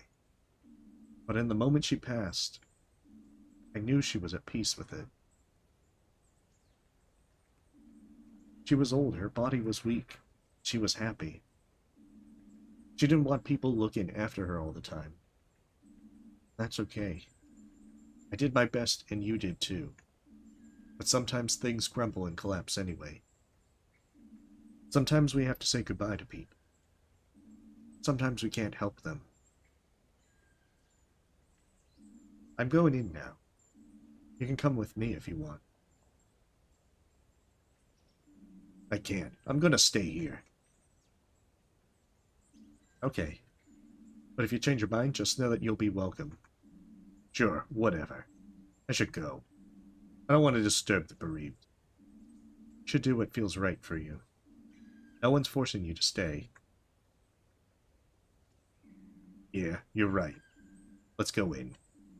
If we go in at the same time, they won't all be staring at me. And I can slip away quickly if I need to. Sounds good? Hey, I said go in together! Son of a... Yeah, it's a very beautiful game.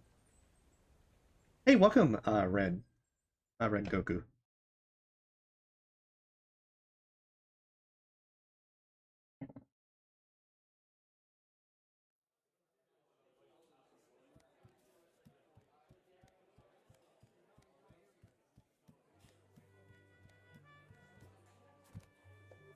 So, did you find him?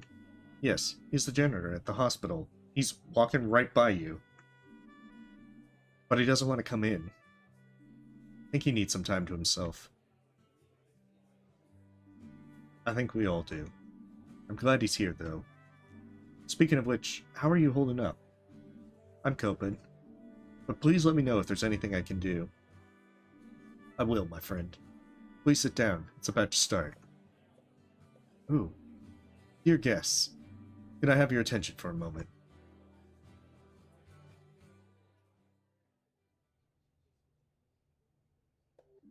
Thank you all for coming. I can barely bring myself to speak. But last night, Irma, my dear mother, passed away. She was a real talker, always telling stories. And she was surrounded by people who loved her. That's you guys. Thanks for that, all of you. When I was little, she taught me to play an instrument. She practiced with me. And I hated every second of it. But when I was playing, her eyes would just light up. I wish you could look at me that way again. I want to play a very special song for you. A song Irma requested every time I picked up that instrument.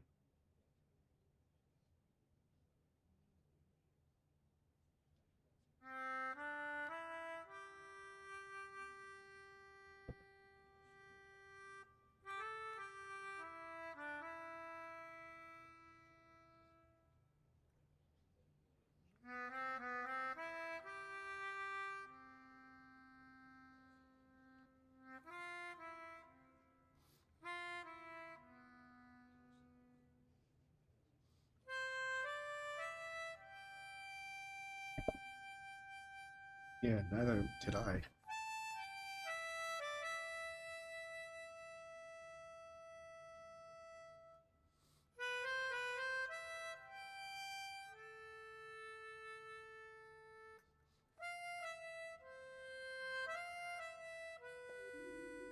Remember one day, it was really frosty when I had to deliver my letters. I slipped on a patch of ice. My whole mailbag fell into the river with all the letters still inside it, and I tore my cruciate ligament. Irma not only helped me fish every single letter out of the river, she even dried them, restored them, and delivered them for me. Irma worked with my parents in a restaurant. Things had been going downhill for a while. Then Irma came up with a new dish, rainbow beet gratin. It was a hit. Before long, it was the only dish anyone wanted. Irma and I used to play backgammon together every Thursday in the summer. How did you know Irma, Finley? I'll tell you how that squirt knew Irma. He's the one who let her die. It's the truth. Irma was in great shape. And one day she just bends over, sprains an ankle, ends up in the hospital, and a few days later, suddenly she's sick. Real sick. And then she just dies. I'm telling you, it's all that guy's fault. Him and all the staff at that awful hospital. I just heard him talking about it right now. They're letting the hospital deteriorate. It's so bad, the folks who go there pick up new diseases in the woods.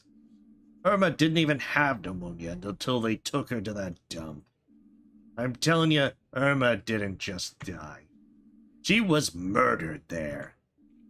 If St. Ursula's wasn't so useless, Irma would still be with us today. We'd be celebrating, not mourning. Everyone who works there should stand up and take the blame. We'd all be better off if that hospital was torn down and never darkened our skyline again. Ralph, that's a crock of nonsense. Nah, hold on. Maybe he's got a point. Yes, St. Ursula's is a danger to us all. That's right. We need to run these murderers out of town. Oh my god, we're gonna get an honest mob with pitchforks and torches. Maybe it would be better that way.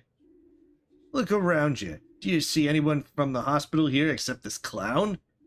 Exactly, they don't even have the nerve to come to our funeral. Because they know it's their fault, plain as the nose on your face. But, quiet, everyone. Please. This isn't about pointing the finger at anyone. This isn't about St. Ursula's. It's about Irma, my mother, your friend. Finley? Yeah? I'm sorry to have to ask you this. But perhaps it would be best if you leave. But, please, I don't want this argument to ruin Irma's memorial. I'll make it up to you, I promise. Let's talk later. Okay.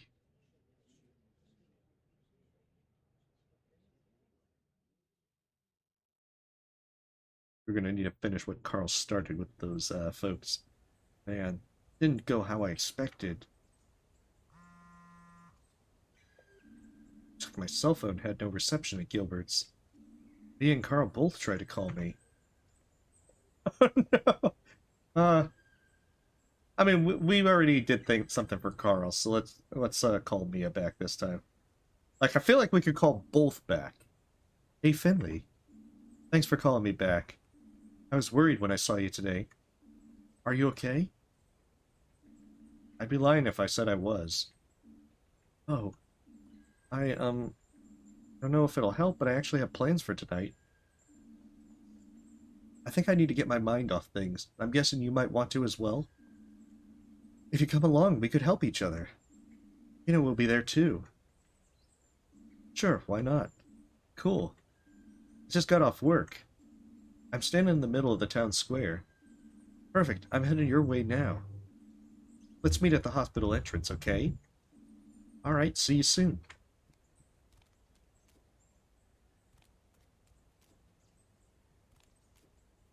And thus it begins. It sounds like that they're gonna get a mob of pitchforks and torches.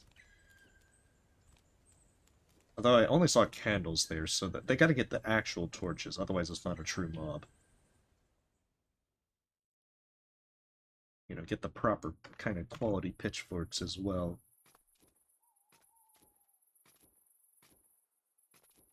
I love how you can actually just glide with Finley, even though it seems to serve no purpose whatsoever. Just a nice little touch. One day, Finley will learn to flap his wings, soar majestically through the sky.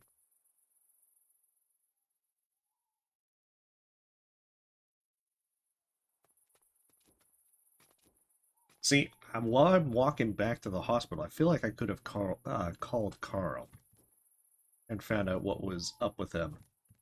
And if it was to go through dumpsters again, I could be like, sorry, Carl, I got plans. Is the funeral over already? Dr. Krokowski told me you were there. Sure was. There was an argument. People said it was my fault Irma died. What? I wanted to explain myself, but didn't get a chance. So mean. Makes me so angry. Yeah. Can we change the subject, maybe? Anything special going on in your life? Well, today's my stage debut. What do you mean? I'm rehearsing with the Porcupine Amateur Dramatics Group for the first time. Want to come watch? Want to get used to having an audience. Do I need to do anything?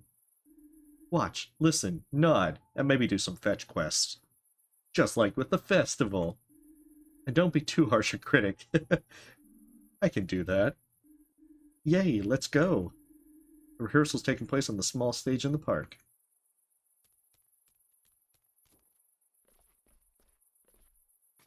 Alright.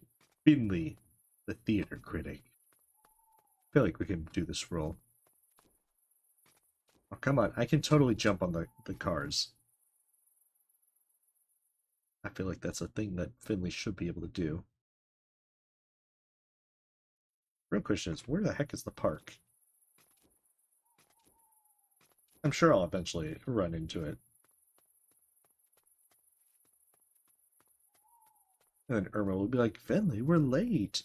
Why are you going to every shop in Porcupine? Oh no, I can't go that way. Oh, that's because this is the way I'm supposed to go.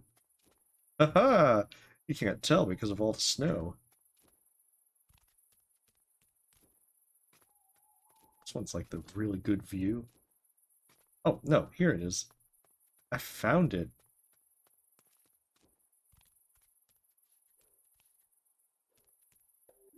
Mia! I'm so glad you came. And you brought Finley with you, too. Yes, I asked if he wanted to come. But just to watch. Watching nonsense! Oh no, we're being roped in. You're just in time. One of our members dropped out today. Caught a flu at the hibernation festival or something. Oh no, can we still rehearse with the wow, goodness. Can we still rehearse without them? I think Pina was, but I think she wasn't there for the argument, so I think she probably left early. Sure we can. You have brought the perfect replacement. But oh yes, Finley, please say you'll join in. I'm sure that's just what I need to feel more comfortable in my first role. I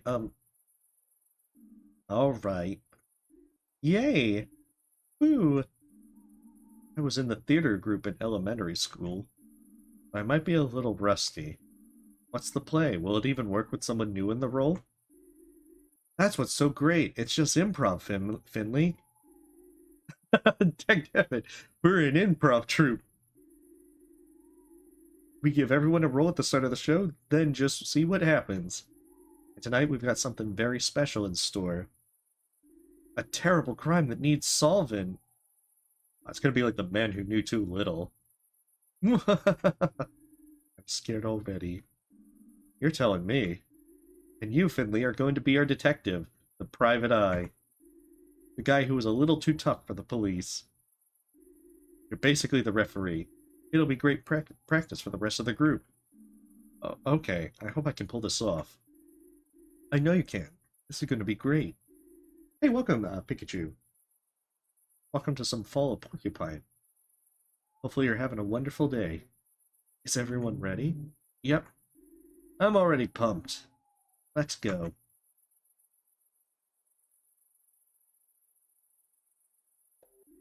Alright, you've all been given a brief on your roles.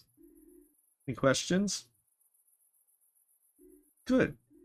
Folks, we've got 2 new additions today. So to celebrate, I've come up with something special. Yeah, who knew that they were a thespian in disguise? Listen up, everyone. We open on an old hospital. It's 6 in the morning. There's a storm outside. The rain's coming down in buckets as one. Wait, coming down in buckets as, one by one, you enter the building. Shortly after the shift begins, we hear the chief physician's voice break into a horrifying scream. Oh, Ah! Come on, you can do better than that. Let me feel your terror! Ah! Much better! A body has been found in the chief physician's office. But it's not just anybody. It's the body of the chief physician's personal assistant. You gather in the break room. The fresh coffee is still bubbling in the pot when the door flies open once more. Into the room strides none other than the city's most famous detective. Finley, that's your cue.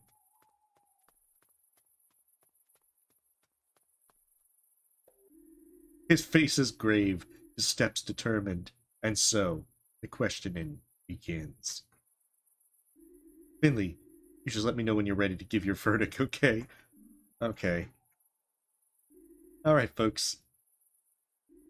Let the interrogation begin. Vina, it was suicide. You don't understand how awful it was. If it were just a dead body, I wouldn't have been so shocked. I've seen more than a few of them over the course of my career. But in my office?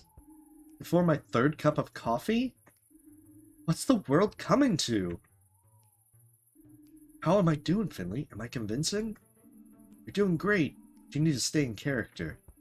Oh yeah, oops. I'd like to ask you about the incident. Yes, of course, I think we all want to get to the bottom of this. Vina, arrest them all, they're all guilty. It'll be like the movie Clue, where it was everyone but Mr. Green. As soon as possible, too. Hey, welcome, Andrea. Hopefully you're having a wonderful day. Hey, welcome as well, Prom. Well, this isn't Billy Bustup, so this doesn't really have anything to do with Fantokyo. Where were you at the time of the murder? I'm busy, so keep it short. Very well, I'll be brief. Where were you when the incident happened? Wasn't in the building at the time of the incident. I'd already left early yesterday evening. I always try to get here as early as possible as a rule. That way I can finish the day's work early, too. Only today, my car broke down, so I didn't arrive until the same time as the rest of the staff. The breakdown service took forever, but maybe that was lucky for me, in the end. Otherwise, it could have been me lying there, cold on the floor. Horrible. That does rule me out completely as a suspect, though. Does it, Mia? Does it? I see. Yeah. Well, hopefully you've been having a things have been good for you. Is there anything else you'd like to add?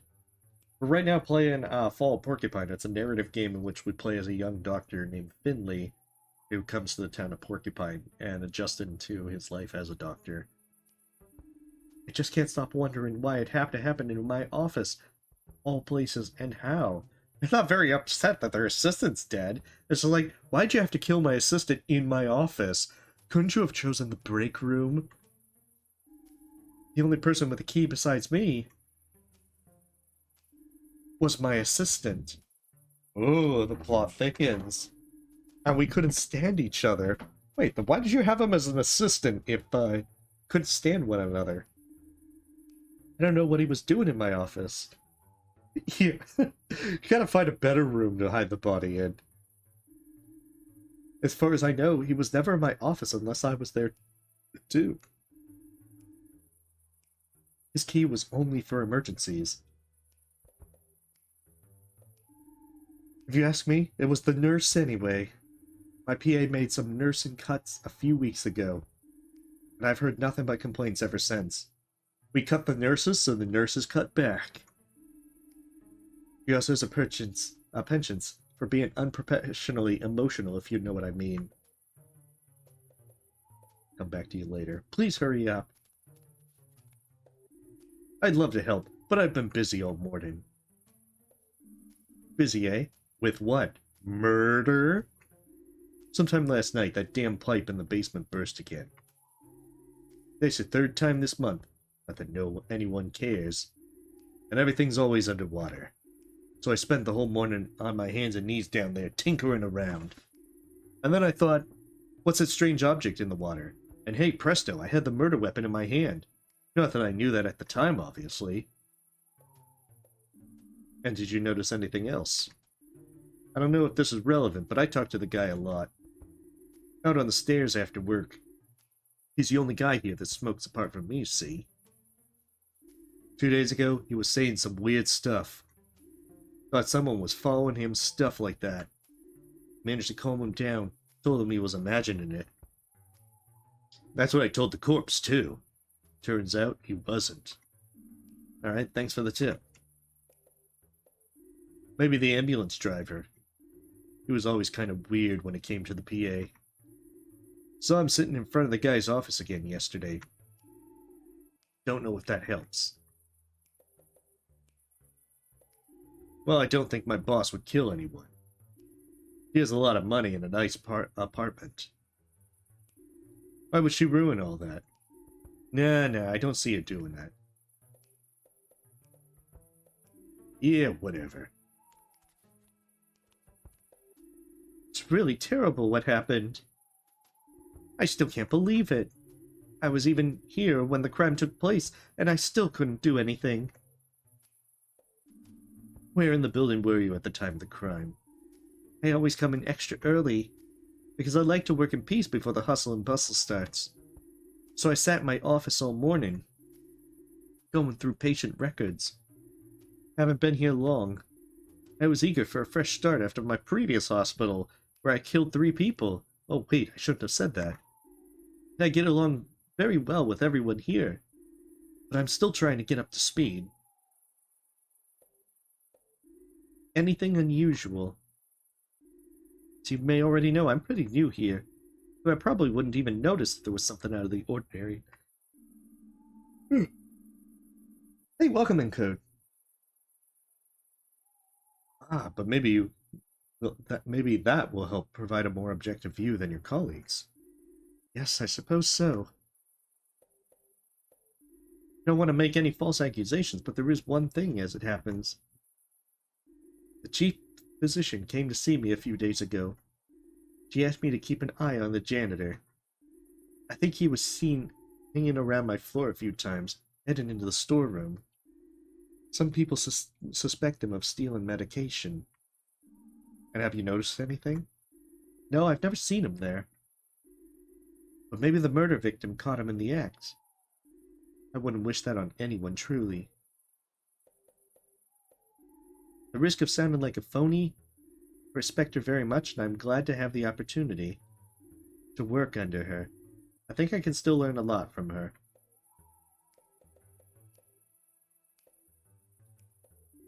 I mainly stay out of his way, as my boss pointed out her suspicions to me. Yes, as a pigeon doctor, we've been roped into improv and such. I know she said to keep an eye on him, but I just always get shivers down my spine at the idea of having dealings with a criminal. Ooh, the janitor's a hardened hooligan. I don't know how that could have happened. It was the chief physician. I'm sure of it. You gotta believe me. She would have done anything for him. She swept that under the table. If he threatened her with it, she wouldn't hesitate to resort to such means. Anything to preserve her career. Did see her leaving the building last night. When I was just starting my night shift. But doesn't mean anything at all. And where were you at the time of the crime? Me? I was only here for a cigarette break. I just got back from the night shift, and I was going to straight home after that. Is there anything else that might be relevant besides your theories? Well, I don't know if it's really relevant. But before the PA started here, he worked at another hospital. But he was falsely accused of involuntary manslaughter, so they fired him. Can you imagine that? I told you, the chief physician, of course. Haven't you ever seen a detective drama? I heard the news when she first started here, but I've never really talked to her. I don't think she likes her PA. She likes her PA very much. He's a nice guy. We used to smoke together a lot. I'm thinking that it might be the new doctor. She followed the PA from the old hospital to murder him. Because our shifts synced up well. They don't sync up so much anymore. But he's pretty reliable and nicer than most of the others. She's sneaky, I'm telling you. Thinks she's so much better than other people, just because she can boss us all around. I'm surprised she wasn't kicked out years ago. She's just a bad influence on everyone else. Alright, I need to ask the others. Oh man, I need a coffee. Their opinions on others. What do you think of the ambulance driver? I don't think I've ever talked to him. I don't think I've ever... I don't interact with most of the employees here on a regular basis. Yeah. Oh, I'm just looking for someone to randomly accuse, if you know what I mean.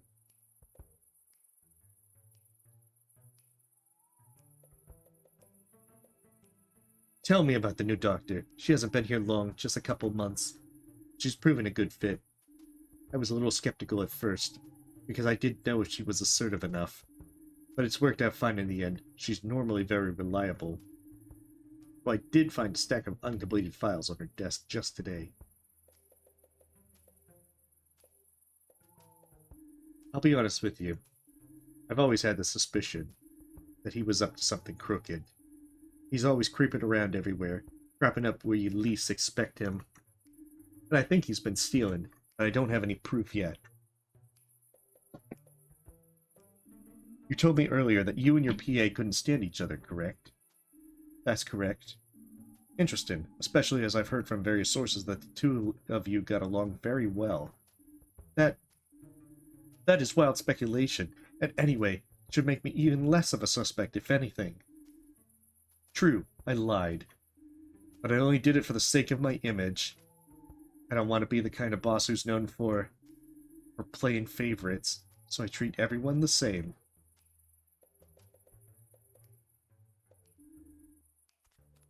Let's point out contradictions.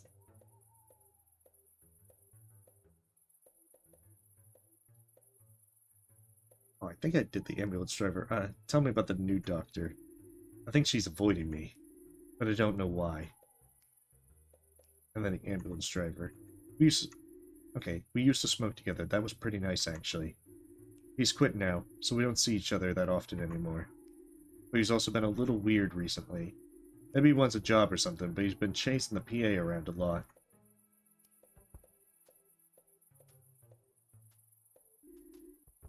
Whatever.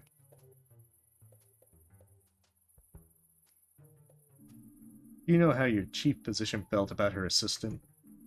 Where was she today? I don't know what kind of relationship my boss had with the PA, but she always leaves the building at the same time on Mondays. I think it's because she wants to catch that show about doctors on TV, which is always on at that time. That's what someone told me once, at least. I don't know if she's a suspect, but I think she's a smart woman. I don't think she would have killed anyone in her own office, where she'd be one of the most obvious suspects, but that's just my opinion. She was cursing her head off when she arrived this morning, too, because her car broke down. I saw them towing it away.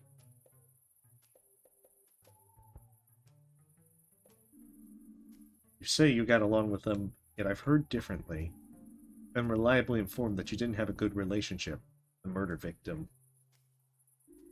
I've never tried to hide it. Maybe not everyone knew, but that suited me just fine. Yeah, me and the PA, we clashed pretty often. He didn't always agree with my methods and opinions. And yeah, sometimes made me angry, but angry enough to kill him? I'd never do that. No one gets along with every single one of their colleagues, and I'm no exception. That's normal.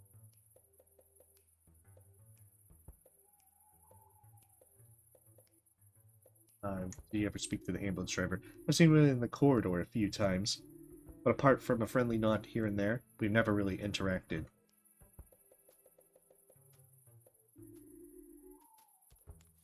Alright. I was told you don't smoke anymore. You said you were taking a cigarette break. But you don't smoke anymore, do you? I'm not a murderer. I would never kill him. No, I don't smoke. But I am allowed to go anywhere in the hospital, wherever I want, especially to my own brother's office door.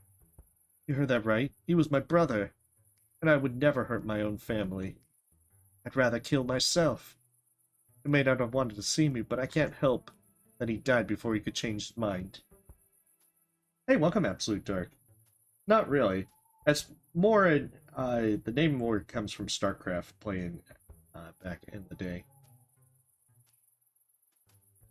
Yo, he would have done. I could have just talked to him again yesterday.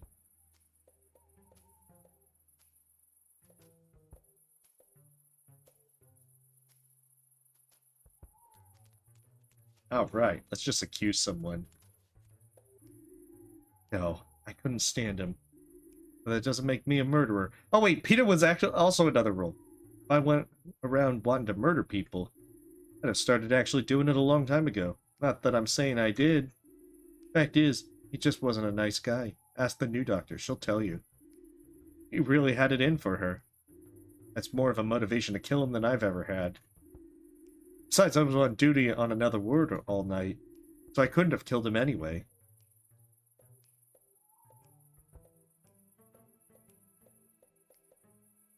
Goodness. I didn't even realize that Peter was another person. I thought they were just the person that was here to adjudicate things. Like I said, I was on duty. I don't know exactly when he was killed. But you're welcome to talk to all the patients on the ward. I spent a lot of the time there that morning, having a very long conversation with the woman in room 7. She didn't feel well, and she really wanted to talk to somebody about it. Not to mention giving them her whole life story. Likely story. I remember wondering about the light. The light that was on in the chief physician's office. But that was sometime in the early morning. No, I didn't see anyone. Or, wait. The janitor. I saw the janitor on that floor. He said he was looking for a ladder for some repair work. Fortunately, I couldn't help him. I had my hands full myself that morning. Did the new doctor really get along with everyone? Because I heard differently. The new doctor? I don't really know anything about her. I wasn't that interested either. I I just overheard that she and the PA clashed a lot. Maybe it had something to do with the fact that they came here from the same hospital. I called it! Totally the new doctor. The name was similar anyway, but whether they knew each other back then, I have no idea. It's a while since the PA left there. I ran into her several times yesterday. She said she wanted to move some files from her office into other offices. Spent all morning carrying boxes around.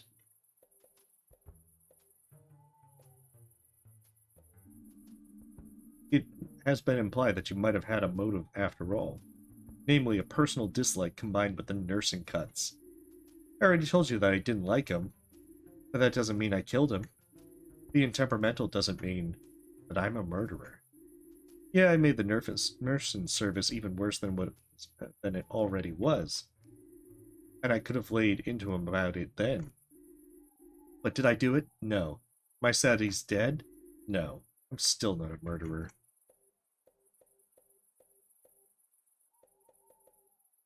Okay. Ask about these people. I don't know who that is. Did you never have any contact with each other? No, never. You know, a hospital like this is a big place.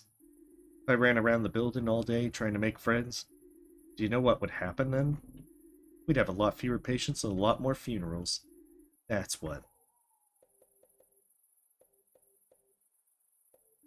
I mean, she's my boss. What more can I say? We work on the same ward. The only thing I really remembered was that the PA gave her a lot of stick. Most of it uncalled for, but I have no idea if she had a problem with that. We get along all right. He's quite a nice guy. Not very talkative, but I think we just both enjoy not having to talk for a change.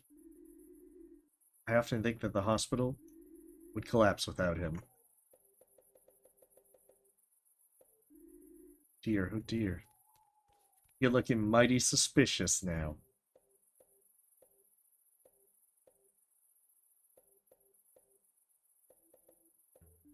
I respect anybody who works in nursing. I can hardly imagine the pressure these people must be under, even though I've heard that some of them don't handle it too well.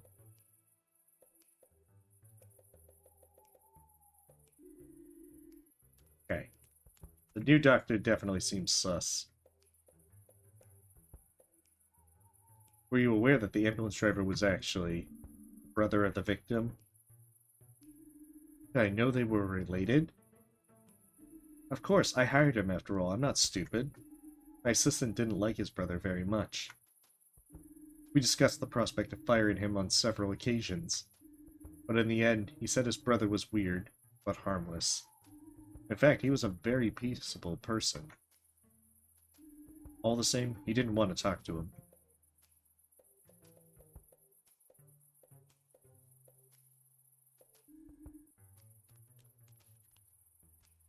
Let's see if there's any new. There's something about the nurse. You suspect her? Well, when I was on the other ward, she was on duty there, just like she was meant to be. Because of her temper, I always thought it was just a rumor.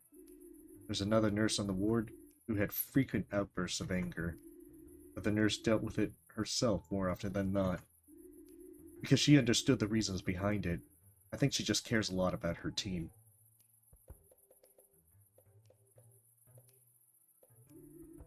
Okay. Let's see if any others.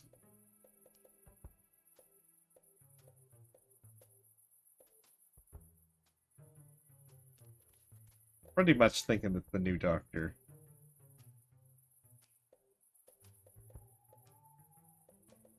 Alright, let's make an accusation. What do you think? Can you reconstruct the course of the events? Oh no. Ah, shoot. I don't even... I just wanted to make a random accusation. I didn't want to reconstruct the events. Shoot. I have to pay attention. Whatever. I'm gonna BS my way through this. Yes, I can tell you what happened here. Oh, fantastic. So who did it? The case is absolutely clear. There's only one person who could have committed this heinous act, even though every single one of you had a motive. The solution is crystal clear. The new doctor is guilty. I'm pointing fingers. Only one of you didn't have an alibi at the time of the crime. The chief physician wasn't at the hospital all because her car had broken down. Her only lie was that she actually did like her PA. The car was towed into the parking lot and seen by plenty of witnesses. That leaves 4 other suspects. The nurse's alibi is airtight. She was on duty the entire night as attested to by several witnesses, including the janitor. And besides, she isn't temperamental at all. In reality, she's covering for someone else on her team. Unlike the janitor, who also has an alibi. Only his alibi was a lie. Yes, he lied, but not because he committed the murder. In fact, he snuck into the nurse's ward to steal medication, which is also illegal, but not the crime we're looking for. That leaves us with 2 more suspects, the new doctor and the ambulance driver. The ambulance driver had a clear motive. After all, the murder victim was his brother. A brother he didn't love, and who didn't want anything to do with them. I know, we gotta get our priorities going. There's a priority list on these crimes. However, at the time of the murder, he was sitting outside his brother's office, waiting for him, as witnessed by the janitor. Now, all this may seem like a stab in the dark, pardon the pun, but there's only one person who lied about their alibi. And that person is the new doctor. She claimed she was in her office all morning correcting files, but the files were undone. A rookie mistake. The nurse saw her carrying boxes around the hospital all morning. So why would she lie? The answer is obvious. Because she was the one who committed the murder. Why, you ask? The answer is quite simple. She and the PA had history. And not just any history. She was involved in the incident that lost the PA his previous job and followed him to this hospital, driven by bitterness and revenge. But I still have one question, good doctor. That you committed the crime is clear for all to see. But why did the PA have to die? I don't know what you're talking about. These are all baseless lies. I left my office to move some files. It just slipped my mind in all the excitement. So if we were to look through these files, would we find them completed? You did spend the whole morning on them, after all. I admit I had trouble concentrating that morning because of murder. So much trouble, in fact, that you haven't even started on a single one of the files you claim to have completed. The chief physician noticed this herself. Perhaps you should come up with a better alibi. I can't believe you think I'm so stupid. The sheer audacity. My last murder was so challenging. Whoops!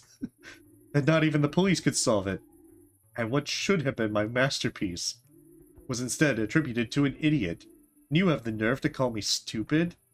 The last murder? Aha! And so we are presented with the solution to our riddle. The PA was fired from the hospital where he worked, because he was suspected of involuntary manslaughter. But nothing could ever be proven against him, because he didn't do it. Ironic, then, that this false accusation has now led to his own demise. You committed the perfect murder, and instead of getting away with it, you followed him all the way here just to get revenge? You wouldn't understand how an artist's mind works. He stole my work, and when I saw him snooping around the chief physician's office, it became clear he was nothing but a phony. He'd only have done the same thing again, rested on other people's laurels. Well, you'll certainly have plenty of time to rest on your laurels. In prison! Take her away, boys.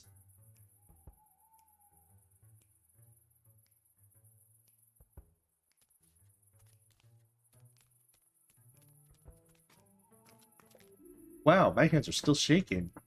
I always get a kick out of acting. I'll be up all night tonight, even without coffee. Jamie sussed me out, though. Thought I did a pretty convincing job. Oh, I just admire the view. Oh.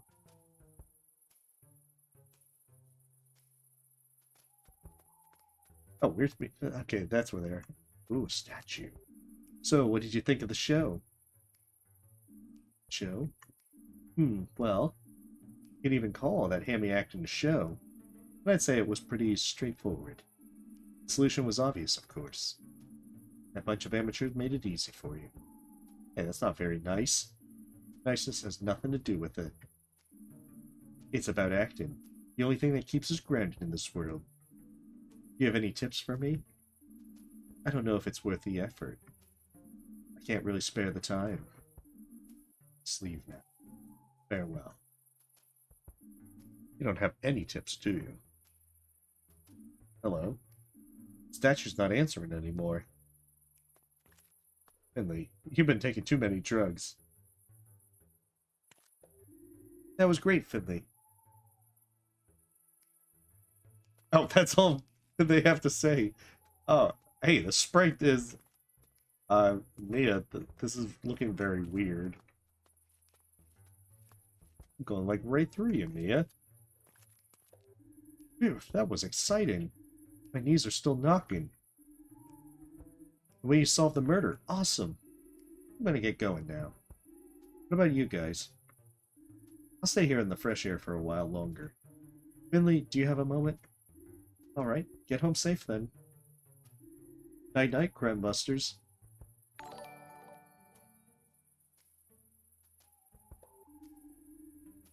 I didn't know it was about a murder.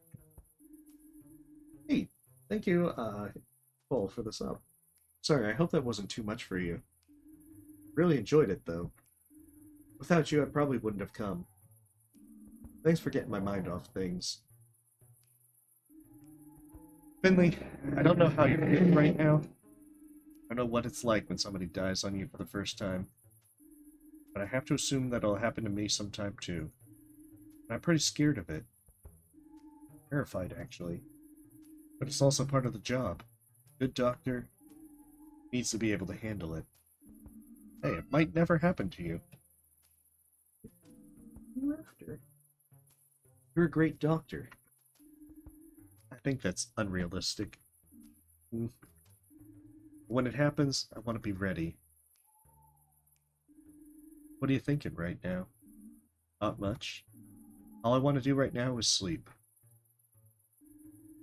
And thank you for joining in. Wouldn't have had the nerves for it without you. Maybe you'll want to do it again in the future. But next time, I want to be the detective. I'd be honored to have you solve my murder.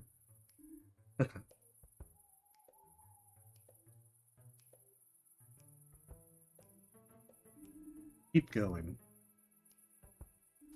Maybe that's what it's all about in the end. Moving on. I want to keep going too. With life here in Porcupine, I mean. I think I like it here. The people, the little streets. The Hibernation Festival was great. I think I could feel at home here. Especially with a partner in crime like you. Let's make sure that as few people die here as possible. That's the deal. Deal? Yeah. Deal.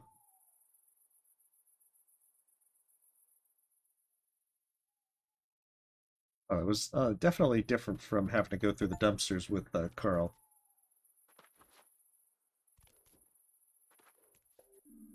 Can't wait to get a good night's sleep. I mean, just being in a warm place, especially in the cold winter, would be nice. Hot drink, warm bed.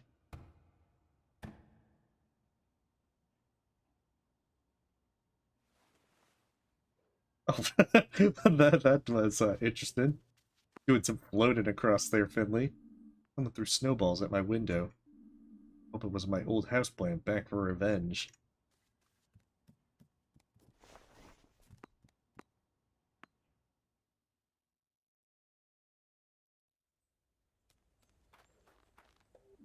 Hey, good morning. I'd better, let me tell you. I was just resting my eyes, letting my soul relax for a while. I had a nice dream just starting up about a nice hot fondue. Then all of a sudden, stampede! This huge crowd of people came storming by. No consideration for my beard or sleep. They looked angry. Really? Someone threw snowballs at my window this morning. Maybe it was the same people. Why were they angry? How should I know? They were headed for the old town. Weird. I'll keep my eyes open. Good idea. Take care, buddy. They finally got their pitchforks and torches.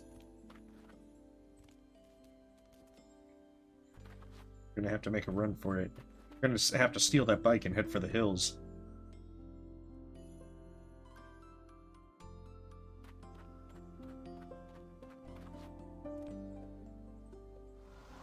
That's okay. Mobs can't come on a bus.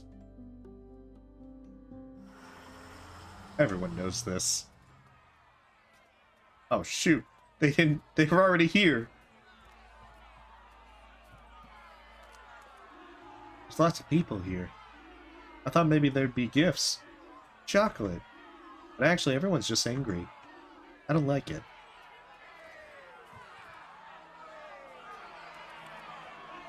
How much more money are you gonna squeeze from us? Don't you work in the hospital too? I sure do. And it's been far too long. I can't do all this anymore. I've been slaving away for years. No private life, no downtime. I want to make my voice heard. And these people have valid points. Why don't you join us? We could really make a difference here. We want to see the numbers. I'm telling you, St. Ursula's Hospital has got to go. How many of you have suffered here? How many of you have emptied your pockets into their coffers? The fees go up every month, but the quality of the treatment gets worse and worse. The staff are overworked, and the building's falling apart to boot. Will we keep on accepting this? Will we keep on sacrificing our loved ones to this hospital? No. Absolutely not. What's this about? Ah, there's a specialist. What are your plans for the day, con artist? Let me pass, Ralph. Go ahead. I'm sure you've got plenty corrupt shenanigans to be dealing with. Let's just see how many more lives you take before someone stops you. That's right, get lost. Down with St. Ursula's. Down with St. Ursula's. I'm gonna come back out there with a scalpel and teach them a lesson. I'm gonna learn how they get some scars. Ingrid, have you seen the people out there? Oh sure, bit of an overreaction if you ask me. You think we should call the police or something? Don't worry about it, kid. This isn't the first time we've had angry folks show up at our door. I'm sure the protest has been cleared with the authorities. So right now, there isn't much we can do. Ralph's always sticking his nose where it doesn't belong. But when he gets an idea in his head, he doesn't let it go again easily. So you're not worried. There's even a nurse in the crowd. Nah, not really. Criticism comes with the territory. After all, no one who comes here leaves feeling amazingly refreshed and rejuvenated. At best, they'll just feel normal again. And if they don't, well, that's when certain kinds of people get angry. As long as they don't actually charge inside the hospital, it's all good. Dr. Theobald's already on the case. By the way, he was asking after you this morning. Seems like every day he wants something from you now, huh? Guess he likes you. But you can go straight on up to your ward. That's where he is right now anyway.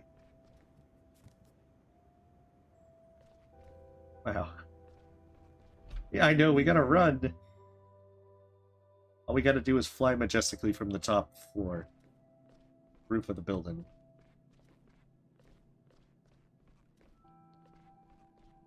This they bring.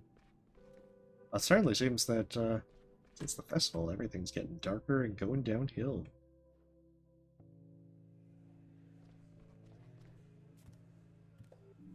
It seems your whole fan club is here today, Finley. And not just that, Dr. Theobald's waiting for you too. You're a popular doctor today. You seen Dr. Theobald around? I certainly have. He's in our break room, which is why I'm keeping out of there right now. We've been clashing on a few matters lately. As such, I don't have much desire for small talk. I heard he wants to talk to me. Of course he does. Please keep it brief. We have work to do.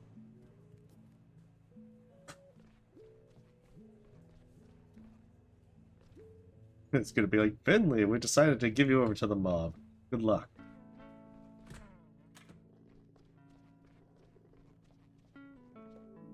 Dr. Theobald, have you heard about people in front of the building? Of course. But first, I have a question for you. Did you go to Mrs. DeCalma's funeral service? Yes, and I think it helped me. Thanks for the tip. I'm afraid I'm partly to blame for the protest, though. What do you mean by that? Well, the funeral seemed quite normal at first, but then they started saying it was my fault Irma died. I didn't know what to do. You know, there's one thing you unfortunately need to be aware of working here. When you work at a hospital, problems become part of your daily routine. Generally speaking, someone comes to us with a problem. Sometimes the problem can be fixed, but sometimes, however, unfortunately, cannot. We don't have secret superpowers. All we can do is make people feel like they were before. That is our business day in, day out. When we succeed, we are very rarely rewarded with positive words or deeds. Yet if we fail, a negative response is never far away. That's the way it is, sadly. Our profession is far from unique in that regard. I'm sure you're familiar with the phenomenon yourself. We don't get a chance to provide a diagnosis until something's already not behaving that should. So, what can we do to get these people to calm down? Don't worry about that, please. Besides, the answer is violence. I will not allow my staff to be attacked or harassed. I will personally take care of it. I'll talk to the protesters and sort things out. And what can I do? Do your job. Help those who need help. Solve as many problems as possible, even though not all of them will be solvable. Okay. I wish you the best of luck.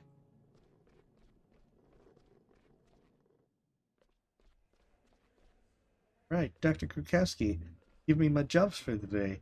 Maybe I'll get another smiley face on my report. I imagine you have questions. I'm sure you want to know how I feel about all this.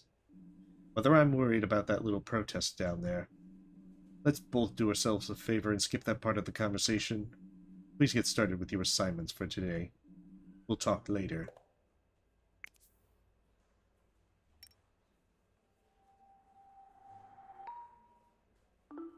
Schedule updated. Oh, the Ted fella's in here today. Okay, so I have to do the injection, the pills, and then stethoscope. Oh, that's the one game. Kind of rhythm game. I can never do right.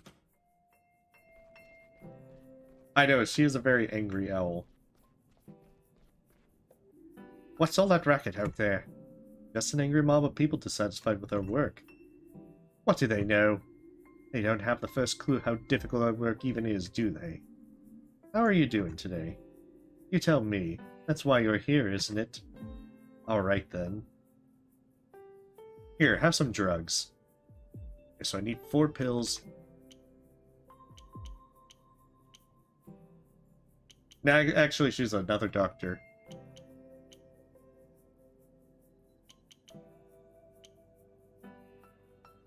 Okay, so 4 pills. So I have to give one of those so I can get the orange up.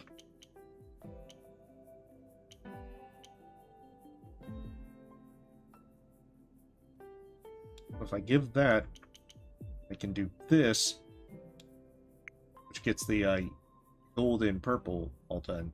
So then, just need to take this one, and bam, everything works out.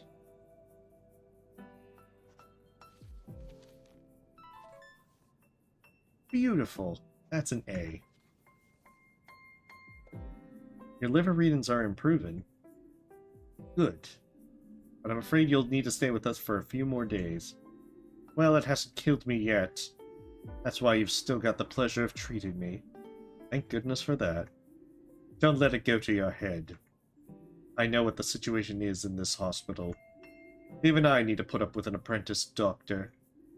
I've not forgotten my duty to teach the next generation. So go ahead, learn something.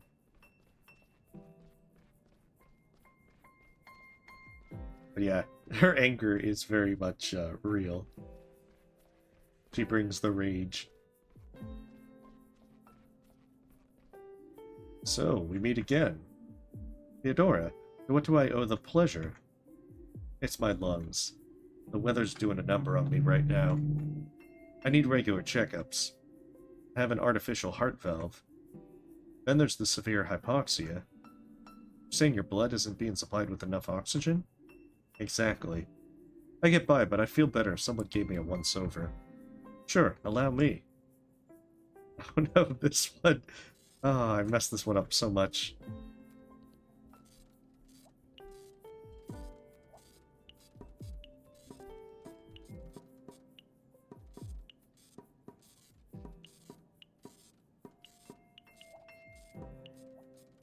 Oop.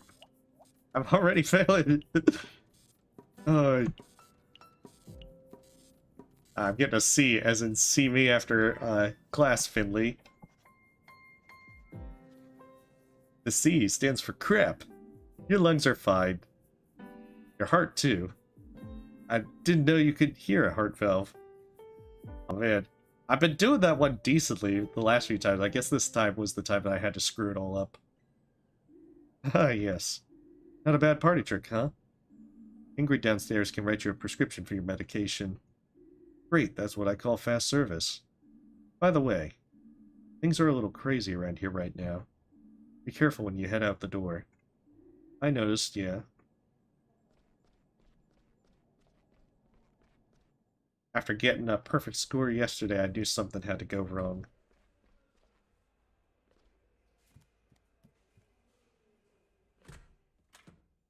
Now, if you excuse me, I gotta give you an injection. Hello, Mr. Doctor. Guess what? My tummy ache's gone. My mom's coming to pick me up today. Great. I'm really glad to hear that. Shall we give you one last checkup before you go home then? I don't have great patients like you very often, so I need to make the most of it. Here, let me inject you with some stuff.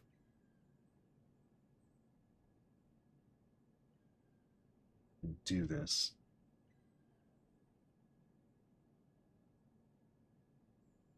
Now, despite being a kid, they take the needles pretty well, it seems.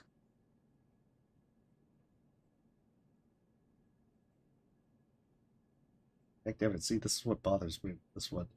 They're so fidgety.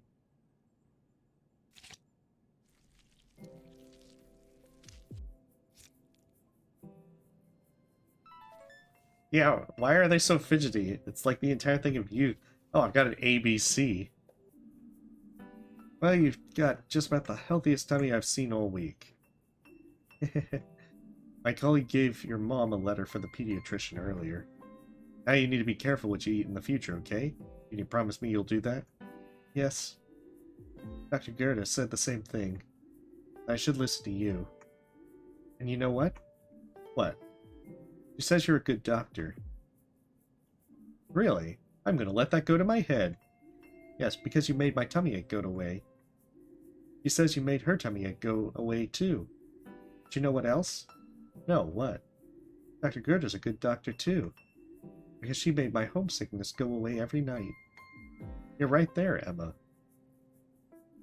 My colleague will take you down to see your mom in a minute, okay? Take care, Emma. Bye.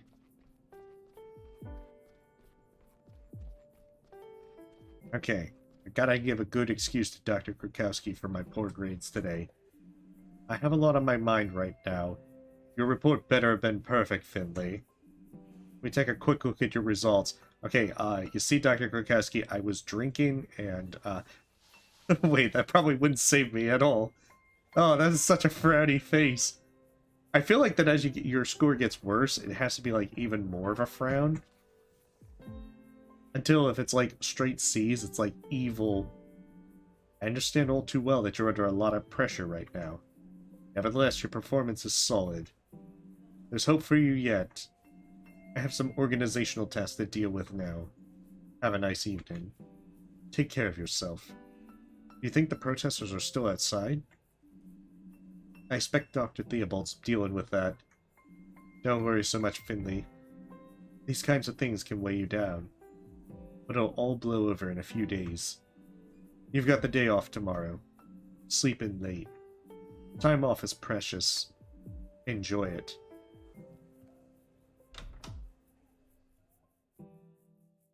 Just like skipping out of the hospital going, I got time off! Wait, I don't want to go up there. That's the haunted floor. Woohoo! Oh, wait, no, I don't want to go up. I want to skip down the stairs. You know, like, I've got the day off. See ya, suckers!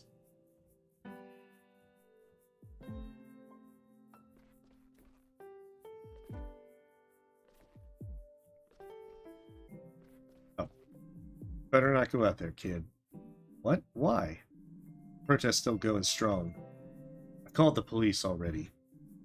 Buzz said there's nothing they can do. Yeah, right. Your colleague thought better of it just now, too. I think she had tears in her eyes. I wanted to say something, but she turned back inside and ran past me.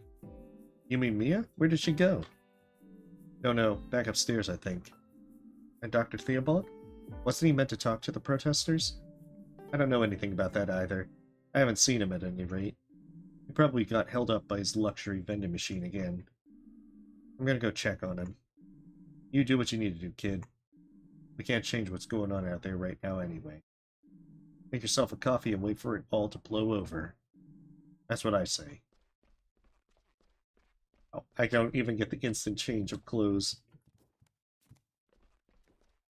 So Dr. Theobald's office. Wonder if we have to find Mia as well.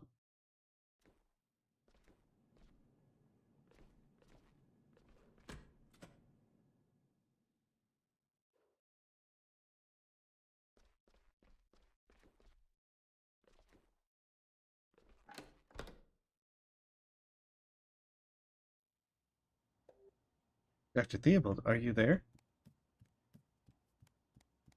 Turns out Dr. Theobald's with the protesters. He's also protested. Dr. Theobald, where did he go? Looks like he was here not long ago. Maybe there was an emergency?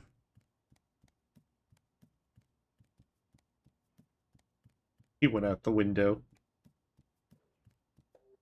The shelf looks the same as always. Everything's still where it was this morning. Like Dr. Theobald's just vanished into thin air. Maybe he fell through a rift in time and space. He could be living in another dimension right now. A world where pizza can cure cancer. Oh, that'd be such a nice world.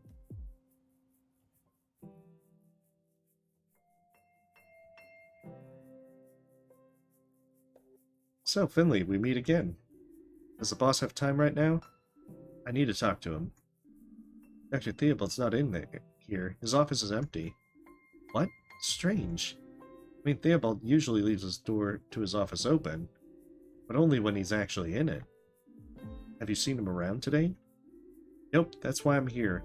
People in the ward can't sleep with all that commotion outside. I was going to ask Dr. Theobald for help, last resort, before I go out there and kick some butt myself. I spoke to him this morning. He assured me that he was going to smooth the situation over.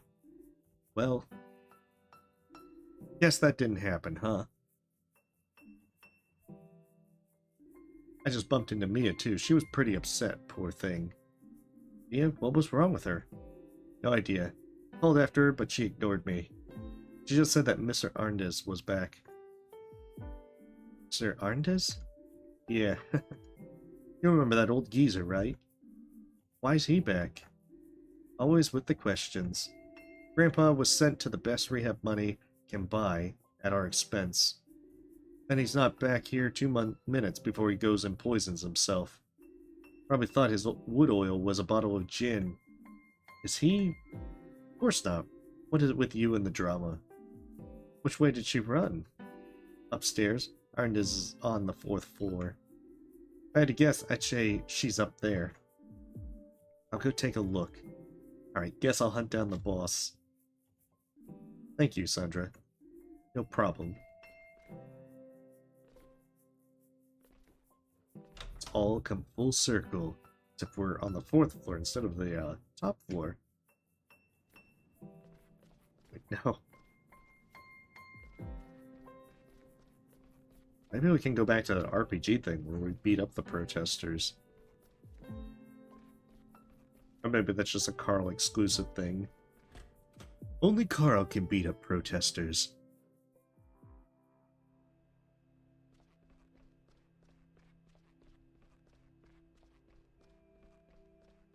Where are you, Mia?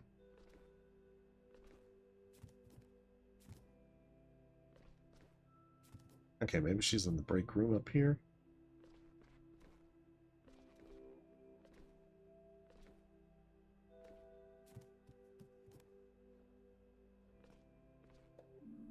Have you seen Mia? Yes, she just scurried past me. She was on her way to see a patient. Mia, come back. Hello, young grasshopper. Dr. Gautera, is there a Mr. Undes in this ward? My duty would normally prohibit me from simply divulging such information. But I can feel the tension in the air. Hey, Eric, thank you for the sub. It surrounds us, it permeates us, it holds the universe together. Yes, Mr. William Andes is a guest on this ward. He was just settling down out for a walk down this hall. There we are. One of my own favorite cure-alls, as it happens.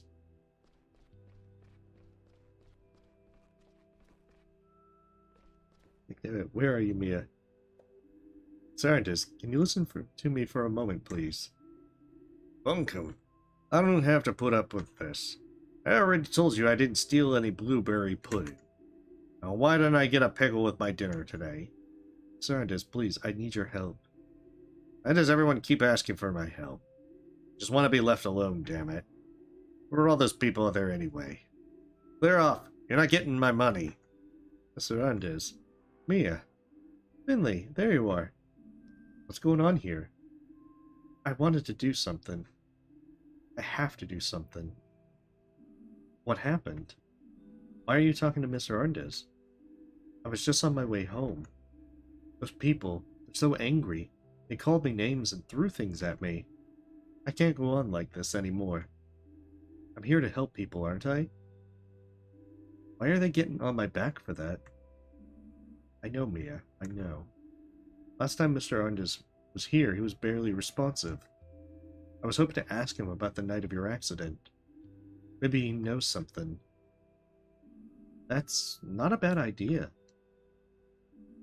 Mr. Andes, can I ask you something? What is it now? You.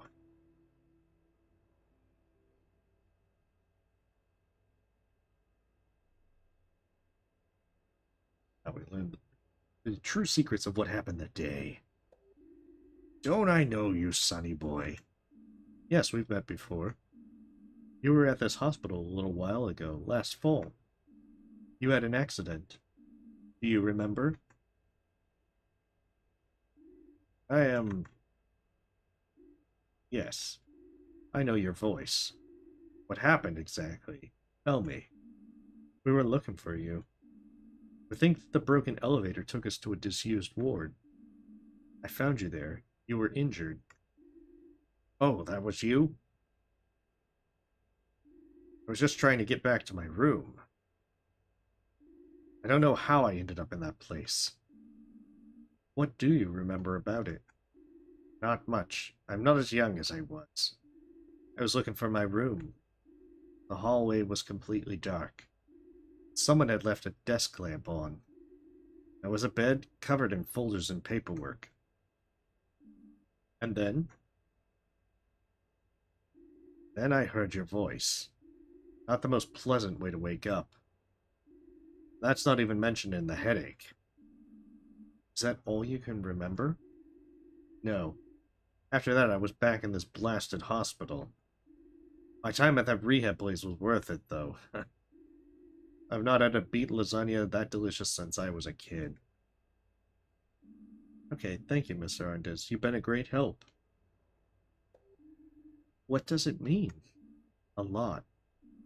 You remember the desk, Mia? That bed I saw on the fifth floor with the documents on it. Carl said there was nothing there. But Mr. Arndis saw it too. Exactly. So what now? We need to let Carl know. Maybe he'll know what to do with this information. Hey, Carl, what are you up to? Wait, do you have a hidden camera in my apartment? I was just about to call you. Things are starting to get out of hand here. Mia and I want to do something about it. What a coincidence. I was thinking exactly the same thing. Come on over. I've already got an idea. Wait, you ever been to my place before? No. I live on the high street, next to the bakery. Got it. We're on our way. To Carl's apartment! We fly, Mia. Also, 1 second.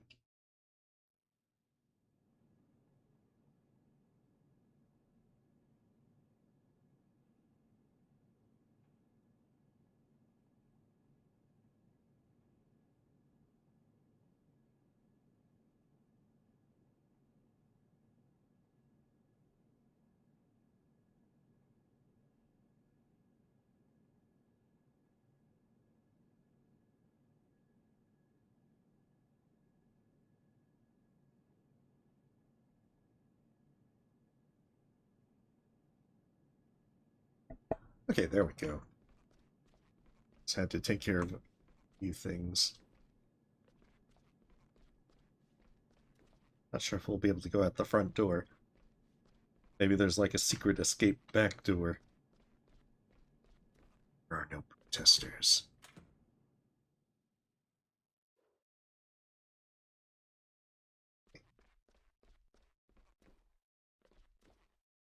The back door where the protesters dare not go.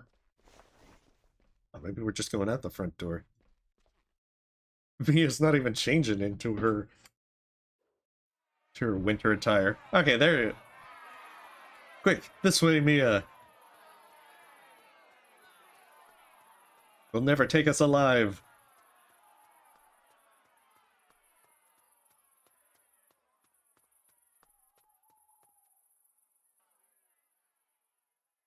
Unless there's protesters this way, in which case I guess they'll box us in. That'll be their main plan. But until then, we'll run for the hills.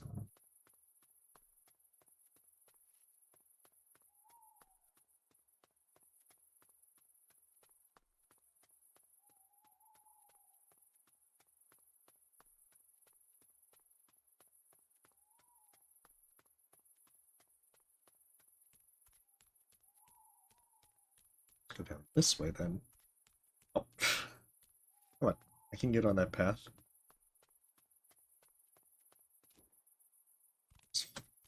Oh, wait. Is this something I could do all along?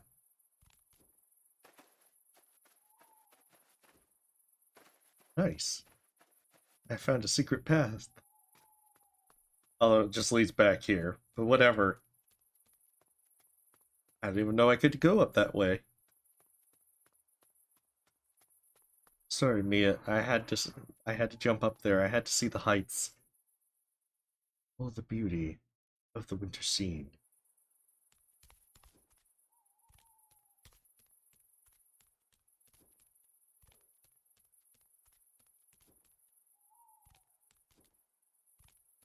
That, I believe, is the school.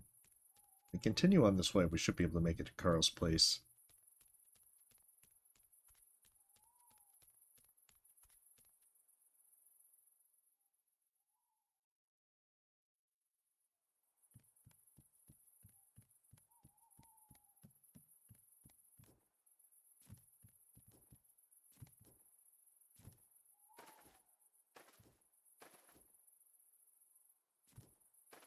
That's right, because we have to, if he's by the bakery, then he's actually in the middle of the town. It should be, hopefully, another screen or two. That's a supermarket. One day we'll be able to go in that supermarket, and it will be glorious. Today is definitely not today.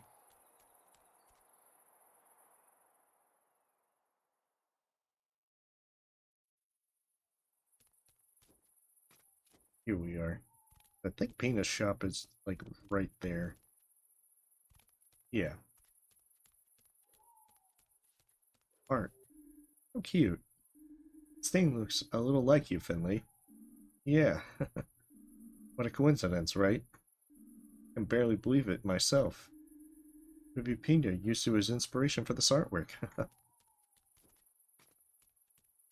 Maybe, Mia.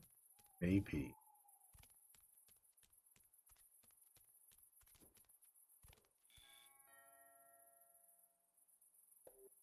Hello? Hey, Carl, it's us. Yeah, the Finley print is definitely eternal. What's the password? Password?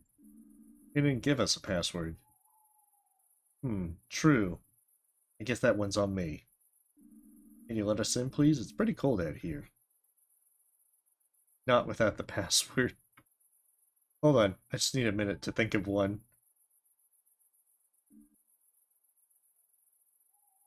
Okay, alright, I've got one. Password is mango. Keep it to yourselves, don't pass it on. Great, will you let us in now? Not until you give me the password. Mango. Ah, it's you guys. Very good, very good. Well, what are you standing around out there for? Come on in. It's way too cold outside. Carl is eccentric. And then Finley came along. Sarandis hasn't exactly confirmed that, but he said that he remembers stacks of folders in a bright light. What are you thinking, Carl? I think that it all fits together. I used my involuntary vacation to do some thinking. I never liked this whole situation right from the start. First, though, I need to apologize to you, Finley. I was never quite sure if you'd been imagining things or not when you had your accident. But I can see now that you were onto something. So, what are our conclusions? That we need to go deeper. Deeper? You know, I'm the longest serving member of staff at St. Ursula's after Ingrid. I do the rotas, manage our inventory, and put our orders together. What are you getting at? We need to go to the hospital's document archive. That could be where we find the answers to what's going on here. You mean the big storeroom in the basement? Surely we can't just walk in there. No, the storeroom's always locked. Even I don't have access to it. But I have an idea how we can get in there. It'll require perfect teamwork, though. This is a delicate matter, like an ornate glass figurine. We need to consider our every move carefully, like chess grandmasters. We're just going to break down the door, are we? Wow, you've really put some thought into this. Of course I have. So listen carefully.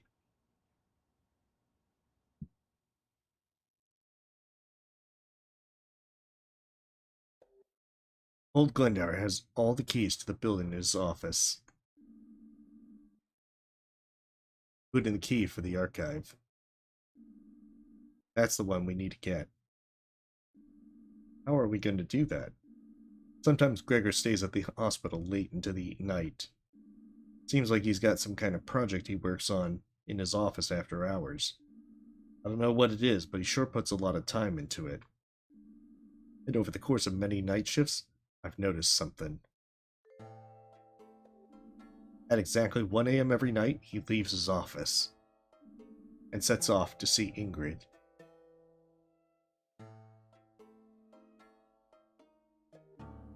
Yes, that's it. Slowly he sets out on his trusted path. Hey, welcome, Error. Hopefully you're having a wonderful evening, step by step. Foot by foot.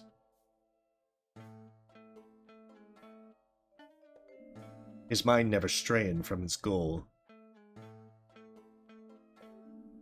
Until he finally reaches Ingrid's desk. The two always spend a while chatting. Then Gregor grabs a coffee and heads back to his office. You know what? When he goes on this little walk, He never locks his office. That gives us the perfect window to get in there. Finley, you wait until Gregor leaves his office.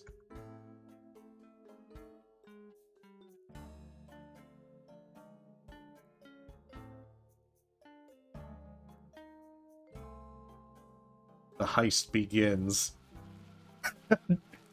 Was this really necessary, Carl? That's when you go in to look for the archive key. Sounds good, but he must have lots of keys. It'll take me a while to find the right one. No problem. That's where Mia and I come in. Word of the street says you're a talented actress, Mia. I know, Eliza. It's like... Carl, did we really need to go to this extent? Me?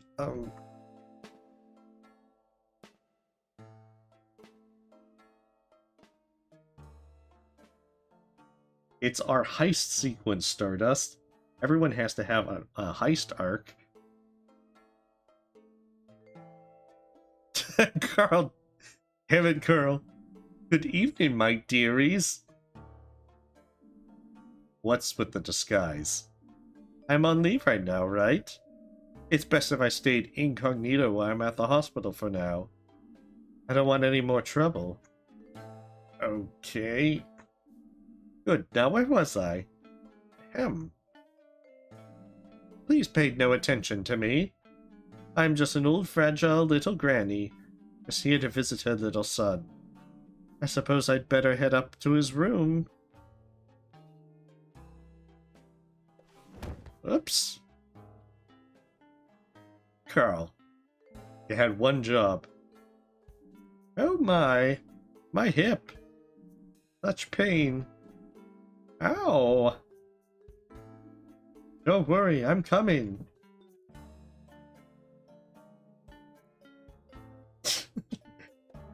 Fear not, I am a competent junior doctor. Somehow that wouldn't inspire much confidence. I'm here to help this poor old lady. It looks like she took a bad fall with no outside interference whatsoever. What's this now? Get a costume. I want one too. After all, I'm playing the courageous doctor in shining armor. Alright, I guess. As I was saying, I rushed here right now to help this injured person. This looks bad. You there, with the broom. What, me? You look strong. I implore you, help me with this old lady. What's with the amateur dramatics? No drama here, sir. This is serious. I need to make sure that this person has not sustained any more severe injuries. Alright. Now it's time for a heist to begin.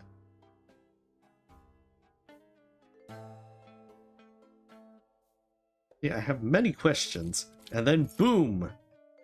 The key is ours. The perfect plan. Now there's just one thing left to do. Head down to the basement and into the document archive.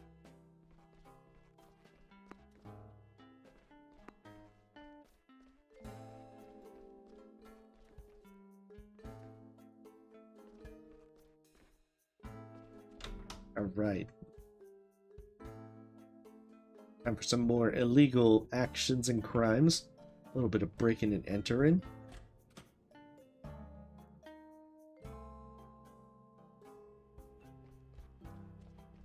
Down here. We'll find our destiny. Good job, team. It's heist time.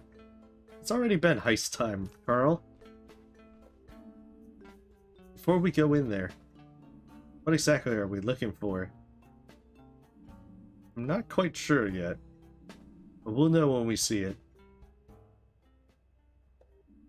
Wait a second. The door was already open. What? That can't be right. That door is always locked. Maybe so, but it wasn't today. Maybe you're right, Carl. Let's check it out.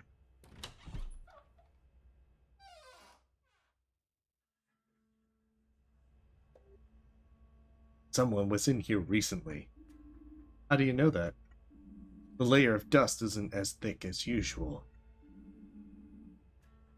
I haven't been here in ages, but something just feels different. Like someone's disturbed the energy of the room. Since when are you the mystical type? Hey, back off. I can sense these things. You'd better take a look around. Maybe we'll find something unusual. In movies, archives like this are full of secrets and treasures. In real life, I guess they're full of boredom, too.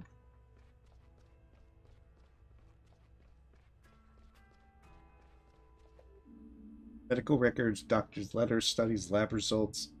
Some of these documents are older than my patients. There must be loads of their own stories stashed away down here.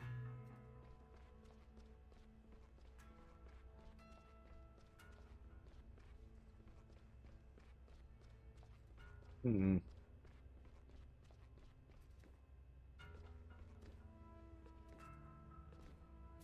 Okay. Aha!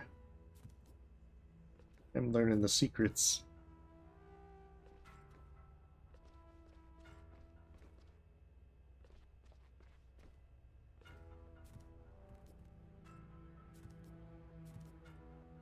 Much better. Look up here. Finley, get down from there. You'll break your neck. Mia's right. We all know those boxes are out to get you. How did you get up there, anyway? It doesn't matter. Someone's taken some folders off these shelves. You can still see a print in the dust. Pretty obvious something's missing. What? Let me see. Because of the dust that's been disturbed. Yes. It's definitely not normal. I know it doesn't look like it. There is actually a system in this archive. Something's clearly missing here. This empty space should be filled with at least 7 years' worth of receipts and bills. You're right, Carl. Why do you sound so surprised? I thought you'd be used to that by now. Do you think this means anything? I think it does. What's really interesting is that all the missing files should belong to the same time period. They'll all be documents that would potentially be needed for communication with the health insurance companies. Those kinds of documents don't just disappear. But they might have been moved to another location because they're still needed. Like an old hospital bed on the 5th floor, for instance? That's gotta be it. There must be someone who knows about this. Dr. Theobald, maybe? I don't think so. He hasn't been seen in a while. Do we go to the police? Uh-oh, now we gotta hide. There's someone outside. We need to get out of here, quickly. Agreed.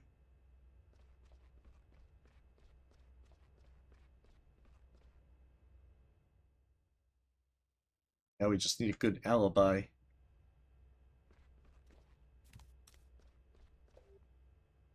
What are you doing down here? Carl, is that you? Sandra, we just stumbled on something big. Have you seen Dr. Theobald? We need to speak to him urgently. Boss? Haven't seen a whiff of him. I need to see how little Anne pick up some blood results. Not like there's anyone here who actually meant to be working on our ward. But you better settle in anyway. That crowd outside is way bigger now. I wouldn't be trying to head home right now if I were you. Not that I can think about clocking off. Too much to do. The wards are all pretty much full. So come on, make yourselves useful. Sandra's right. Finley, we should lend a hand on the ward. What about the missing documents? I'm sure that can wait. We need to give Gregory his key back, and help out upstairs. You're right.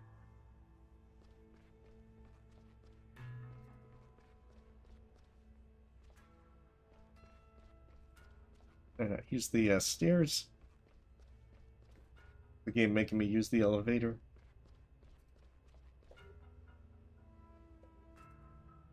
I want to walk.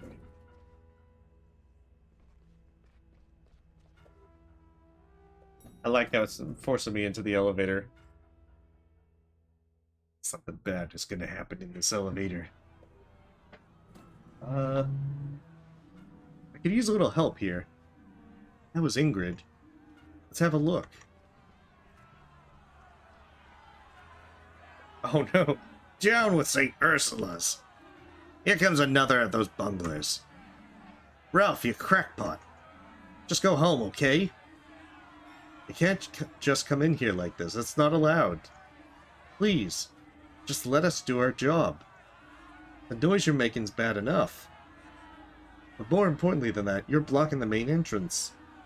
That means you're stopping us from admitting any more patients. Please, just leave. Ah! That's just a load of stupid excuses. Who's gonna stop us? You? Patrick here has a terrible ailment. Exactly. Ow, the pain. It's enough.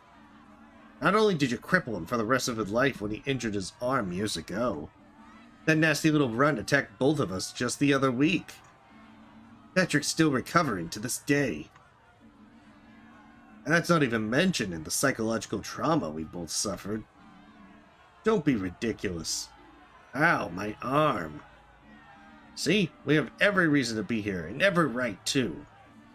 We're not leaving until we get some answers. Get the chief physician out here, now! But, hasn't Dr. Theobald come to speak to you all already? He assured me that. Of course he hasn't. As if he would get his fat ass out of that comfy chair. You all just listen for 1 minute. He's not gonna come down here, we'll just have to take this to him. That's right.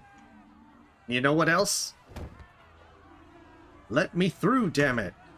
Help, quickly!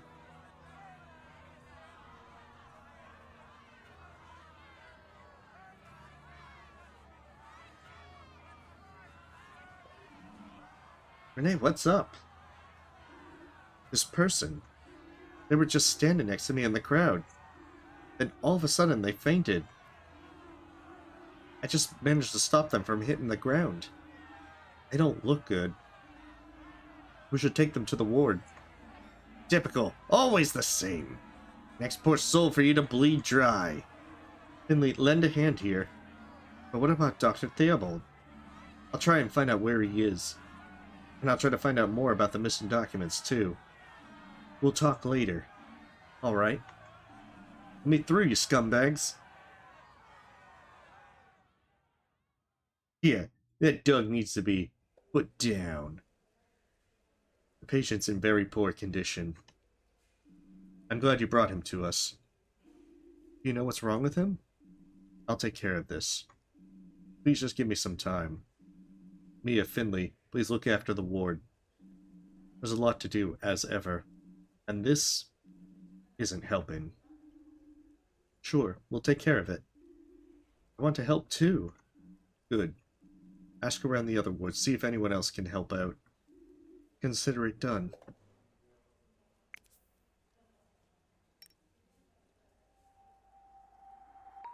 Time for some overtime. Oh, we got new patients. Don't you need any help here? What I need most of all is time. Best way for you to help me is to take care of the ward on your own. Forgive me if I can't monitor your work as closely as usual. You and Mia have been here a while now. Prove to me that I can trust you with our ward. I think the pen is the one where I have to do the symbols. The one that I'm very bad at. I forget what the scissors one is. I think that's like the twister board.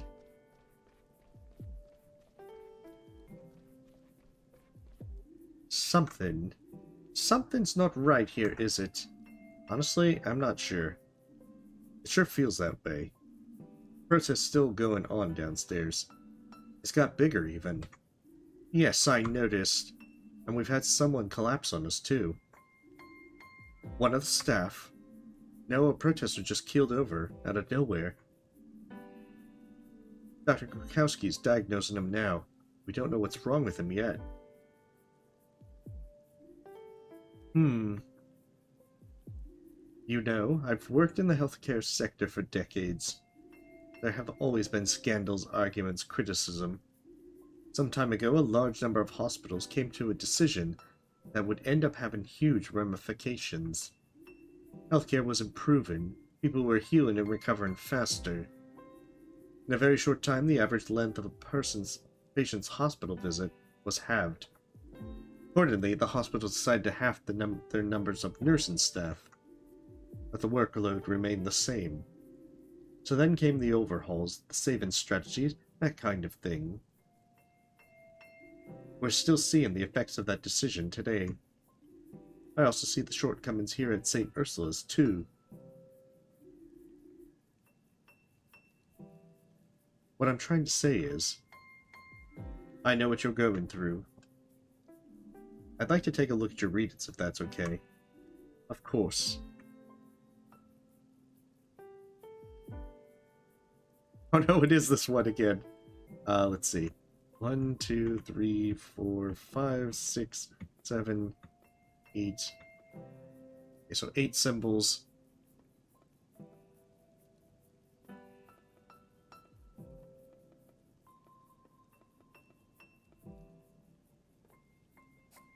Ooh, one off the bat.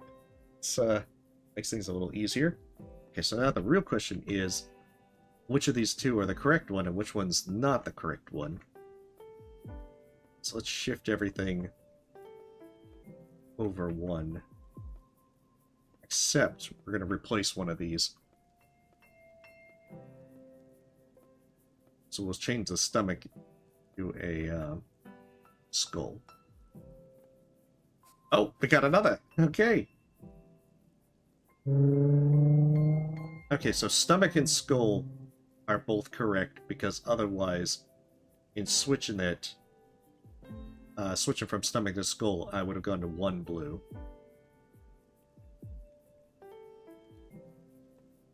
Whereas they remain the same.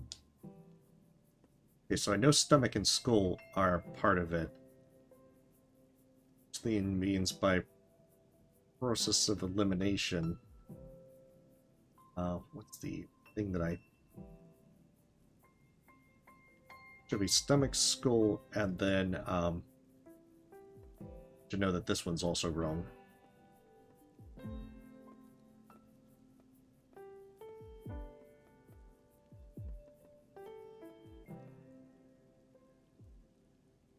Try these first. Okay, so it's not heart. The skull should be here, then. Stomach should be here. It's not heart.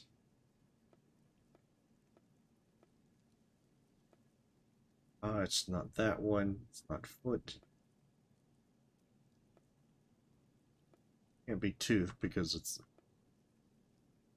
Is it then? Let me see.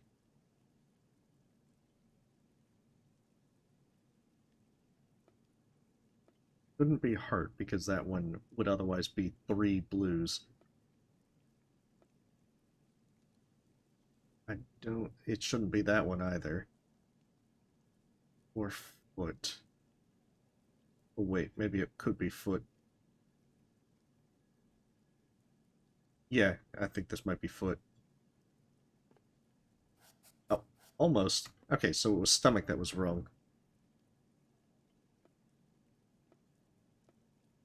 Let me see. So then, which one would it be?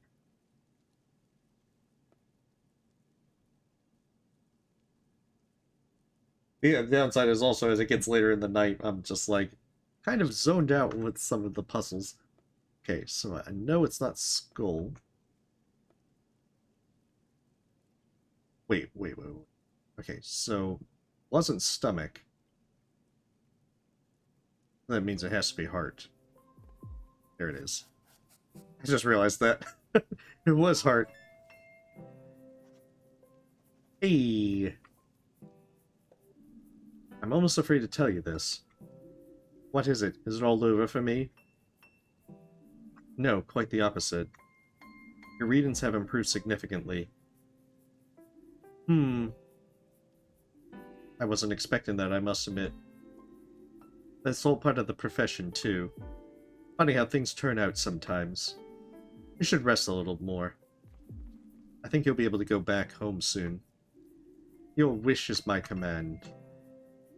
Oh, and one more thing. If I can help in any way, just say. I'd be glad to. That's really nice of you. But you're a patient here. The only thing you need to work on is getting healthy again. If you insist. So that means I have to do that symbol puzzle again. Oh no. I don't think I'll get as lucky with the start, because being able to get one correctly right off the bat helped. I see you have a gastrointestinal infection. That's true. And you had a colonoscopy last night. Correct? There are probably better ways to spend your evenings, right? You're not wrong there. Alright, let me take a look.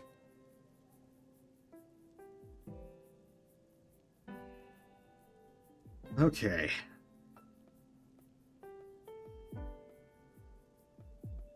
So 1, 2, 3, 4, 5, 6, 7, 8, 9.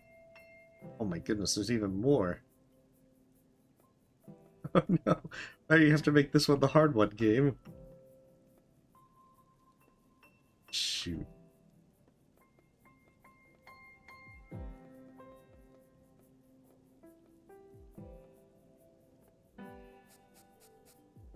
Oh, so that's good. I've got 4, but the position is wrong for them. So if I just shift these, I'll probably figure out which one. Now that's a lucky start. So the question is, which one do I want to change out? Try and find the wrong one.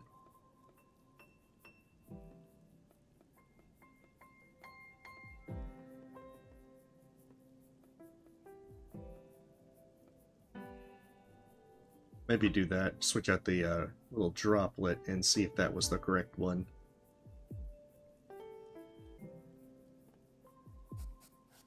Okay, so the droplet's the correct one.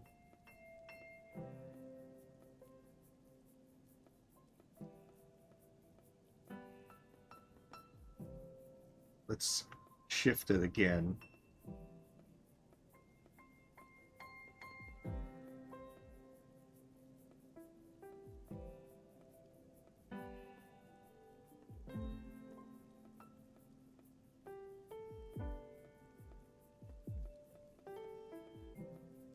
So then, I know the droplet is a definite one, but I don't know if this is the correct position for it. Okay, so that gets... So then the eyeball is the incorrect one. Droplet belongs here. And I just gotta try and figure out which correct symbol. Listen. And there we go. Well, that was a lucky guess. Hey. Usually pretty bad at this puzzle. No serious abnormalities were found during your colonoscopy. Your symptoms indicate a flu-like infection.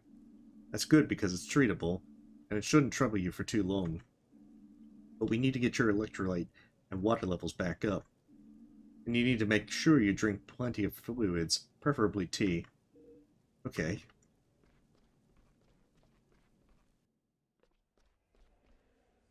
The last one.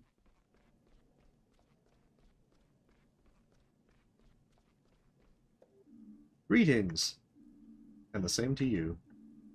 You're struggling with inflammation after an abdominal injury, right? Let's take a look then. Oh, it's this one. Okay. Let's see. A, B, C, E, E, A, C, B, A, W, R, C. There we are. Oh, shoot.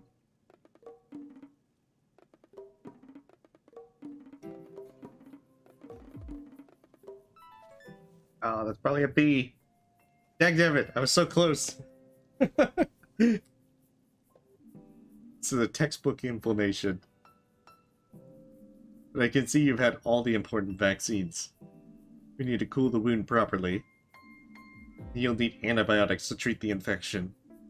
Got it. For now, I'll just keep still as possible. Good idea, and get well soon.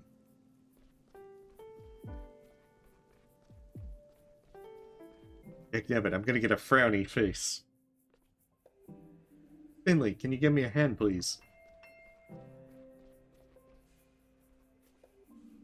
I've just finished my assignments. It's music to my ears.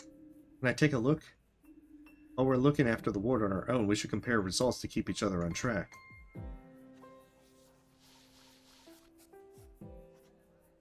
Oh, I get a smiley face from Mia. That's great. This looks pretty good. Not too different from my results. You make a great team. I'm not sure how to say this. I'm a little overwhelmed right now. All our beds are occupied. I can't keep up.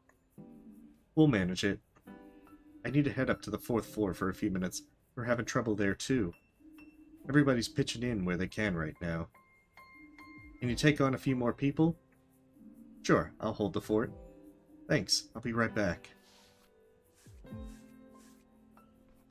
Oh, there are more people. Okay, this one was the injection. Good evening.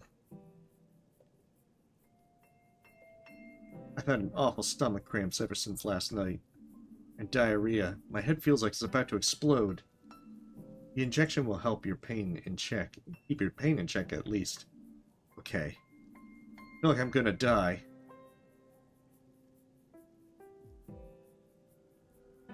Oh, that's like perfect. Oh, I see. So that's why it was so hard with the other ones, because apparently the vein wasn't close enough to the thing to make it have, where it was doing more the fidgeting because of it. Okay, injection done. Hope it kicks in soon. I've never felt this bad in my life. We'll give you a full checkup as soon as we can. In the meantime, try and get some sleep. Please hurry. There's something really wrong with me, I know it. Stethoscope one. It's the one that always gives me the trouble.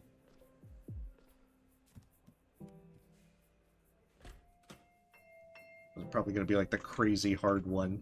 Good evening. Like some Guitar Hero kind of stuff. This morning it felt like the flu. Now everything hurts. Every breath I take. How's your digestion? Everything went right through me this afternoon. Painkillers didn't help either. Only a little. I'm gonna take your pulse, then we'll see what we can do for you. Oh shoot, it's moving so fast.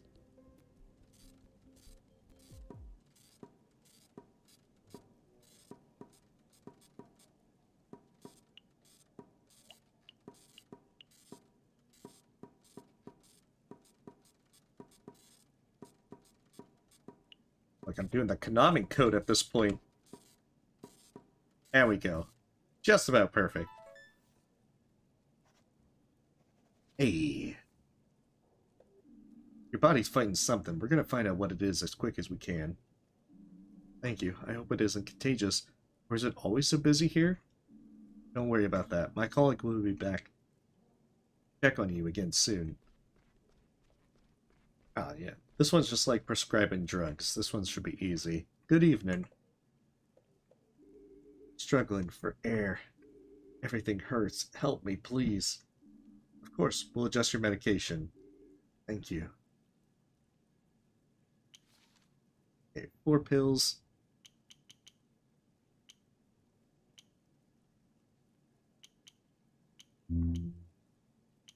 So I need one of those so that I get the red and green under control.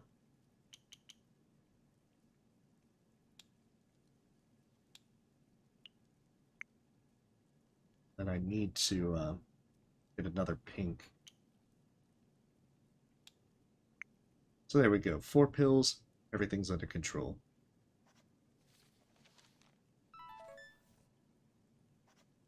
Hey, perfect. Okay, my colleague will be in here in a minute to give you your new medication. Thank you. I don't want to die. We'll do everything we can to make sure you get well soon. I promise you that. Hey, welcome, Jessan. Yeah, I'm doing pretty well. Hopefully you are too. This is Fall of Porcupine. It's a narrative game in which we're playing as a young pigeon doctor. Oh no, sorry. Fourth floor is even fuller than here. All the beds are occupied. There was some talk about whether we could fit more beds in somewhere. And then there was an incident. An elderly lady collapsed. I had to lend a hand for a while. I didn't know the place so well, so it's alright. Take a deep breath. Better? Better. How did it go here? I'm done with everything so far. Can I take a look?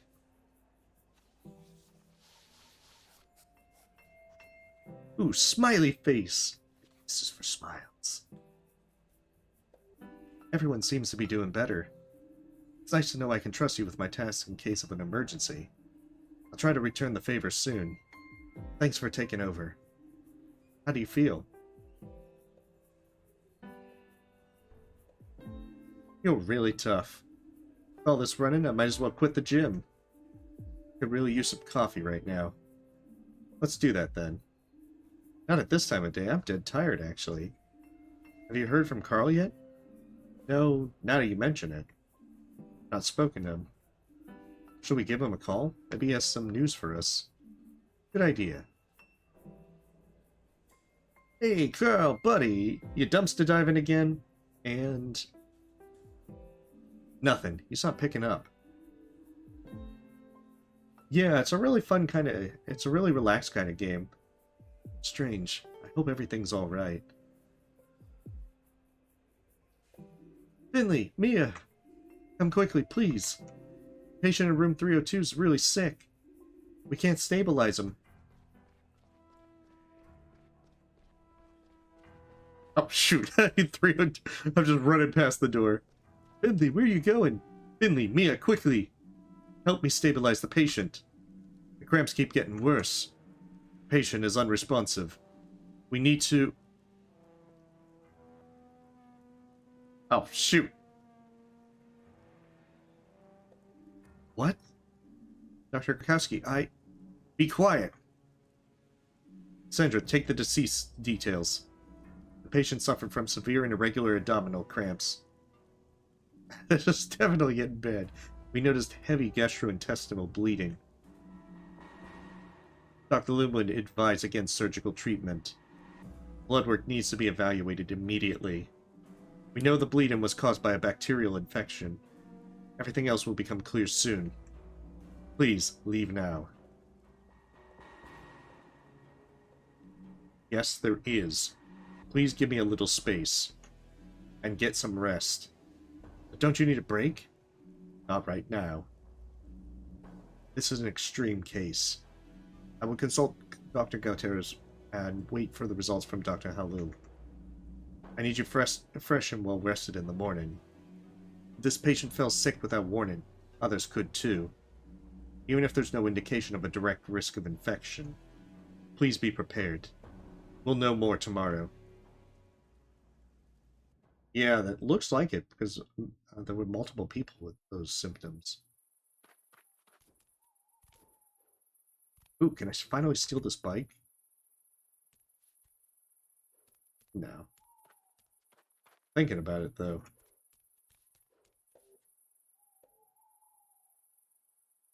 Yeah. Yeah, originally I thought it might have been done by the same folks that did Night in the Woods, which I still need to play at some point, but it turns out it's a completely different set of folks. What a night. Whatever, time to get to the hospital. First I'm playing with this ball. Ears are still ringing from all that noise yesterday. But now everything seems quiet again. Weird.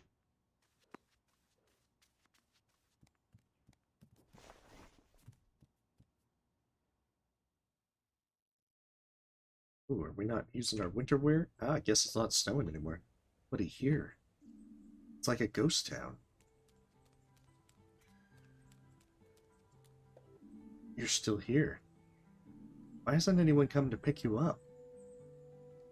Hey, welcome, Amanda. And welcome some Fall of Porcupine. One day we will steal that bike. Just like one day, Finley will flap their wings, fly majestically. Oh, nice. I'll have to take a look at that. There's a bunch of games like Night in the Woods and such that I really need to kind of catch up on. And while I have some time off around Labor Day to be able to catch up on things, still got a bigger backlog of games that I need to get to first.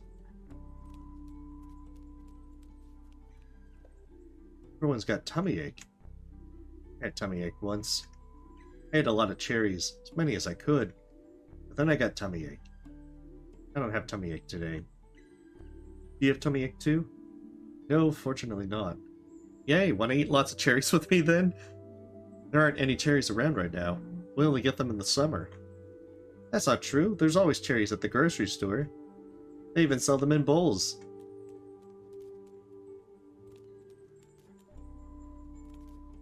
At least I can glide majestically.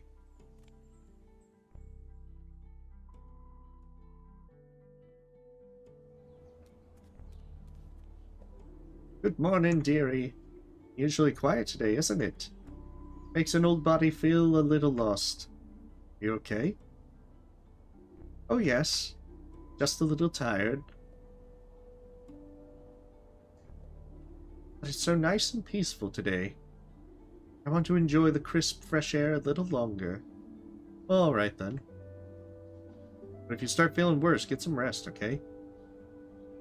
I will.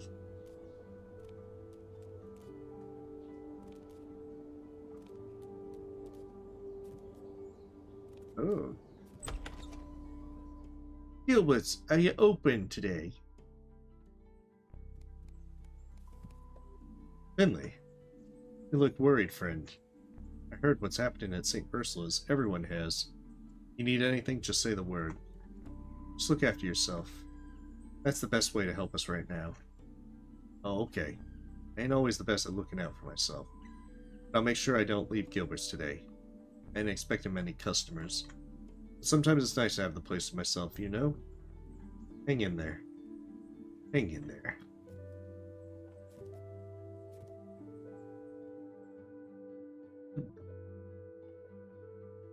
Alright, so sounds like the hospital's busier. Probably gonna be a busy, busy day.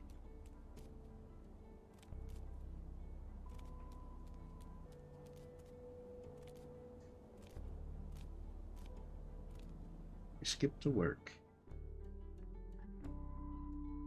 It's certainly gotten pretty dark.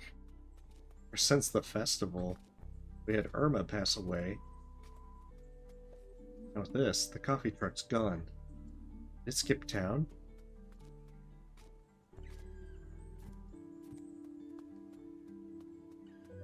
But yeah, it's got a very lovely art style.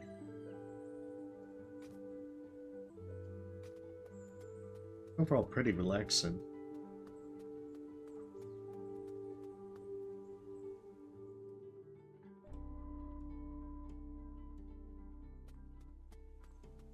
Yeah, there's some really good moments with the music-wise as well. The ambulance is supposed to use the back entrance, really.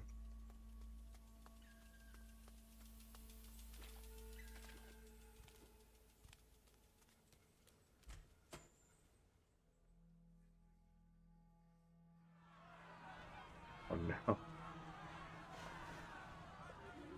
It really feels like it's on fire. I think I'm gonna faint. Ingrid, what? Finley, I really can't talk right now. We're getting overwhelmed. The wards are almost full. We've got more and more people coming in with the same symptoms. I'm trying to organize more beds. Make yourself useful and get to your ward.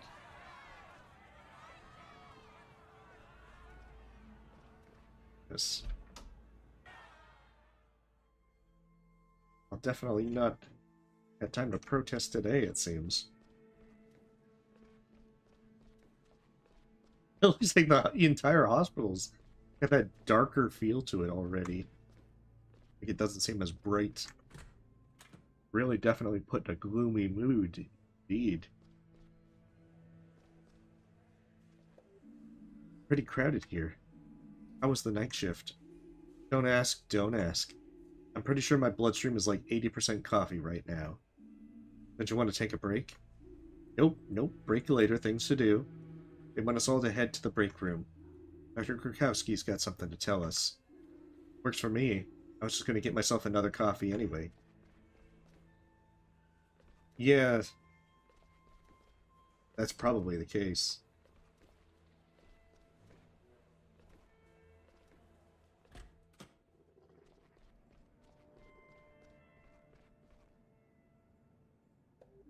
Good morning. I have a small announcement to make. You look tired, Dr. Krakowski. Did you even go home last night? We all know more about what we're dealing with now, but we'll still need more time. The bacteria is aggressive. We've been able to contain it to a certain extent, but some patients are still experiencing internal bleeding. But that's not what I called you here for. As you may have noticed, our wards are full. What's more, a few of our staff have also started falling ill. If more people are admitted as the day goes on, we will hit full capacity. And what does that mean? It means that if we run out of space, we're going to have to turn people away. But, yes, I know. This is new for me, too. But we have no choice. People are already being reallocated to other hospitals in the local area. But the nearest hospital is over an hour's drive away. We can no longer treat them here. I would ask you to take note of this information. We can't just send people back onto the streets. You know some of these people might be seriously ill. Wait a minute, Dr. Krukowski. Carl! What are you doing here, Carl? Don't you know you're not currently authorized to be here? Yeah, blah blah. Any idiot can see the hospital's bursting at the seams. So it seems, how else are we to explain your presence? You can't just sit by and watch people croak. And I won't let you down just because of some stupid forced vacation. Who's going to stop me? Dr. Theobald's vanished into thin air. And if he wants me thrown out, he can come up and try it with his bare hands. Yeah. Having to make some difficult decisions. And what's your plan? You think you can conjure up a second hospital with a wave of your magic wand? I don't need to. The ward on the 5th floor. Dr. Krakowski, we can get it running again. There's plenty of space up there, and most of the beds are still in place. That ward has been out of operation for years. What, so you'd rather send all those sick people back home? Very well. I won't claim I'm happy about this, but since you're already here, get the 5th floor ward up and running as fast as you can. I'll help Carl with that. I can't say I'm surprised to hear you volunteer, Finley. I'll go to the lab and see Dr. Halil. I hope he has good news. Mia, Sandra, I leave this ward in your hands. Are you up to the responsibility? Yes. Ain't no thing. Good luck, everyone. Now get moving. Come on, Finley, let's take a look at the ward upstairs. Also coffee. Yeah, because I don't even have people that sit in the hallways.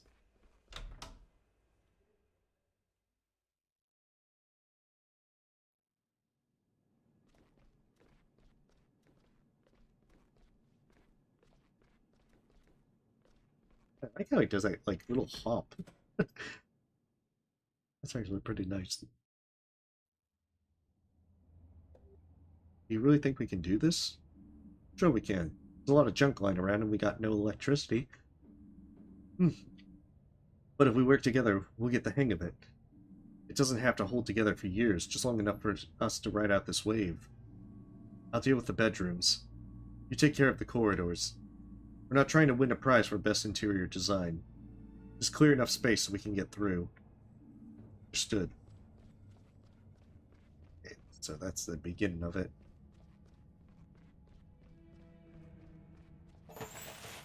The thing cleaning up magic is instantaneous.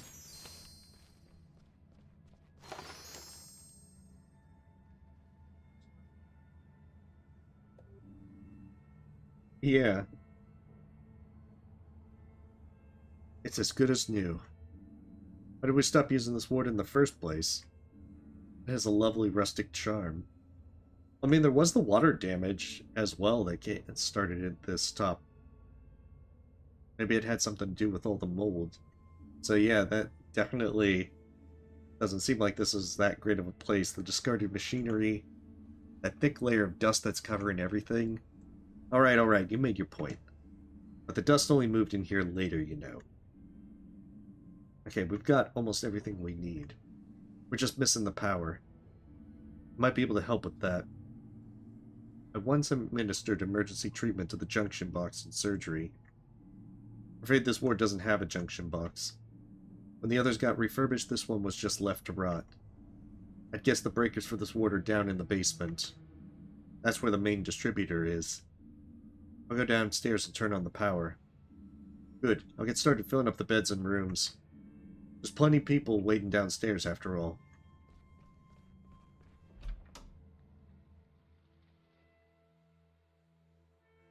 Yeah, that definitely doesn't sound like a good time.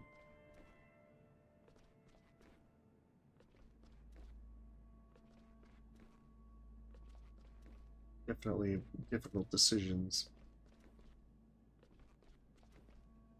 Let's get down there. Although it's like almost 11 my time, I kind of want to see how this ends. Make it to the end. I know next week, between Blasphemous 2 and Sea of Stars, I think I'm going to have much interest in streaming.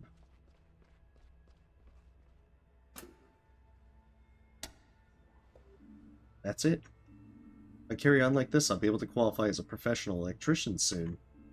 I need to get back upstairs. Carl's on his own up there.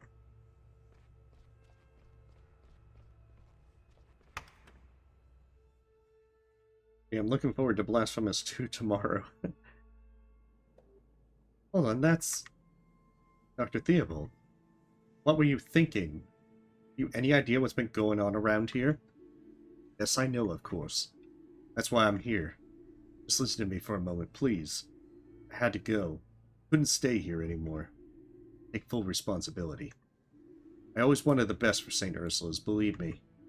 A few years ago, I was appointed chief physician, but not without help.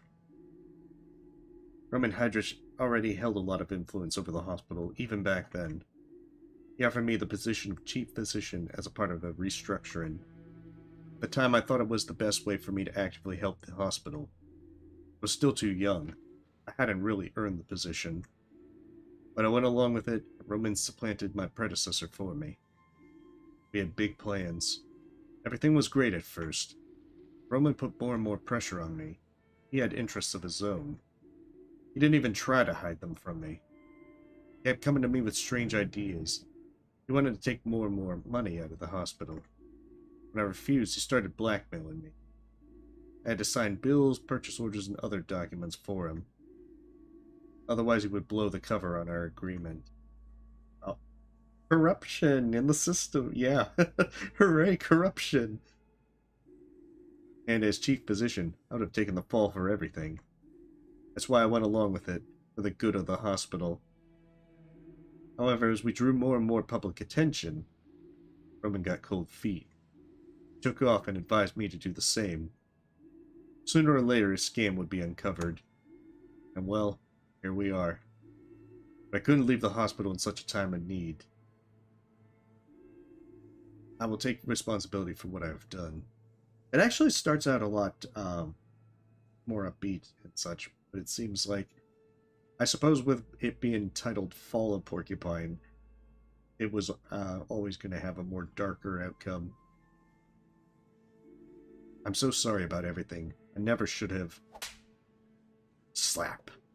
Pull yourself together. Look at yourself. I'm furious. I'd never have thought you were capable of such a thing. You really care about us and St. Ursula's. Then get a move on and help the staff. Now. We don't have time for all this whining. I believe so, Stardust. But admittedly, after a week, sometimes things get hazy. But I... Haha! Slap again! Dr. Krukowski, what's going on here? Finley, what are you doing here? I thought you were on the 5th floor. Matter, the power's going out. Maybe we overloaded the grid. Hospital's running on emergency power. I'll speak to Gregor. Get this under control as quickly as possible. I'll make sure that all the wards can continue working. Finley, please go to our ward. Check on Mia and the others. What about Carl? Carl's extremely experienced. He'll be fine without you for a few minutes. I'll be there in a minute. Got it.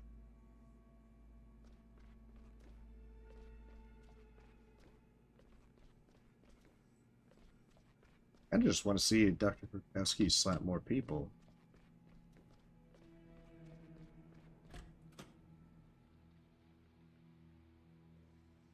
This seems to be the most worthwhile treatment to prescribe. Mia, the power's out. Yes, I can see that. Rather, I can't see a great deal of anything right now. Are you all right here? Do you need a hand? We'll muddle through. Sandra's got the ward under control. Where's Dr. Krukowski? She's checking all the wards have everything they need. Dr. Theobald's taking care of the power failure. Dr. Theobald, did I hear that right? Yes, he's back. I just ran into him while he was explaining himself to Dr. Krukowski. Which also probably explains the documents we saw on the 5th floor at the very beginning, because it was probably related to the scam, not to mention the missing documents. He was... Oh, no! What's wrong? Can you smell that, Mia? What do you mean? It smells like smoke. The 5th floor. It's on fire. What? We just got the ward up and running. Everything was going great. Then there was this huge bang.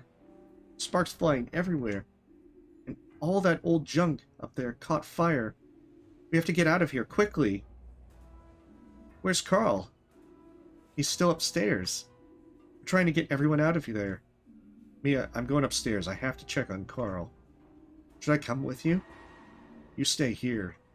Make sure the ward's evacuated properly. Okay, I can do this. Renee, could you help me up, please? Sure thing. See you in a minute. We gotta save our bro Carl. No, we gotta go up, not down.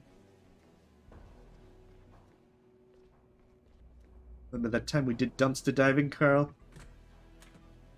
This one's for you. The last dance. Carl, are you there? Over here, quick, we need help. The bed's stuck. Help me move it.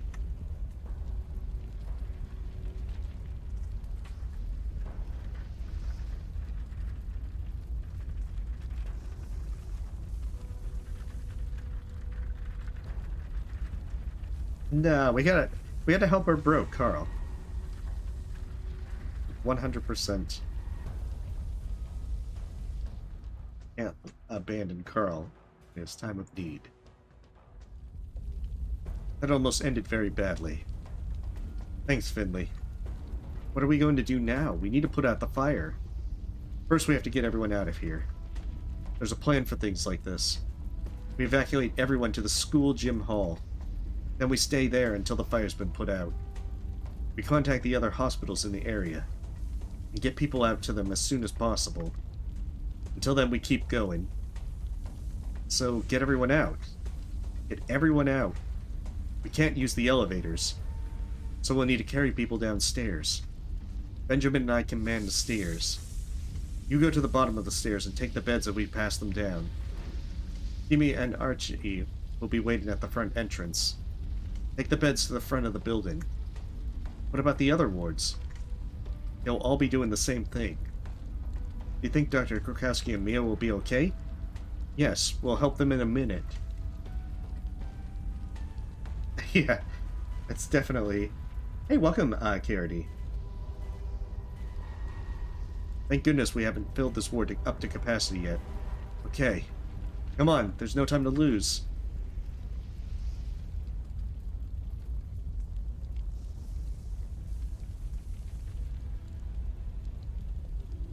How are things looking up there? Benjamin and Carl are evacuating the people in the beds. Great, us too. We still need people downstairs to help with the transport. I'm on my way.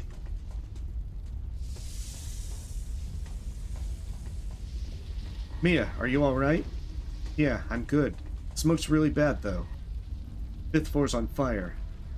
We need to get people out of here fast. Sandra and I are getting ready to evacuate our ward now. We'll bring everyone downstairs. I'll help push them to the main entrance. Good. Take care, please, Finley. You too. See you soon.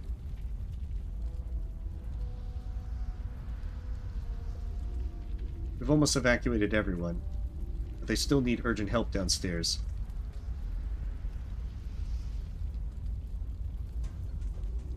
Can't believe it.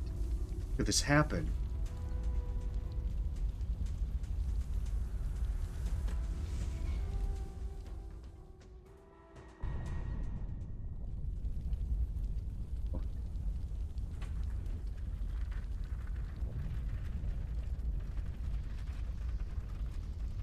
There's so many beds to push.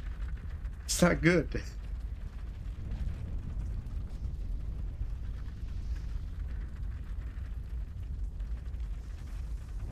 Yeah. It's getting even worse.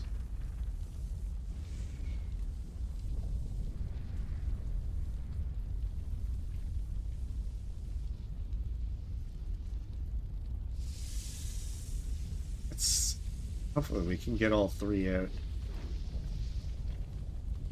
I think there's only 3 to worry about.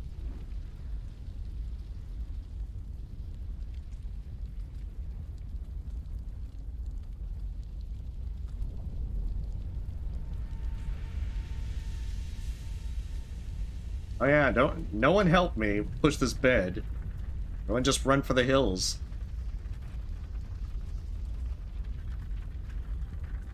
That's true. Definitely wouldn't want to have to try and push Irma out of this. Oh, okay. Are there more people to push out?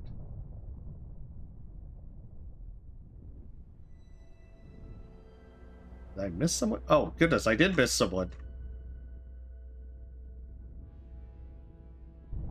Well, everyone else is already pretty much evacuated. Like, Mia, you're not even going to give me a hand here?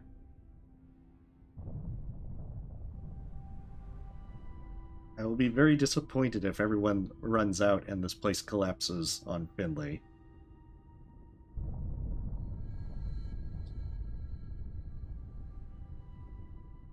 Hey, welcome, Tormuz. We still can't leave. Oh, okay, there we are. Finley, you're still here. You need to leave. Take the next transport to the gym. The rest of the staff are already on their way. Sure, your services will be needed there. Don't you think I should do another check of the hospital? We might have missed some people. I've been to a lot of the wards. I'll do one last round of the ground floor, then I'll be right behind you. I'll come with you. You've done well, better than I could have done. I'll be alright. I'll just hold my stethoscope tight. Go now, Finley. And thank you.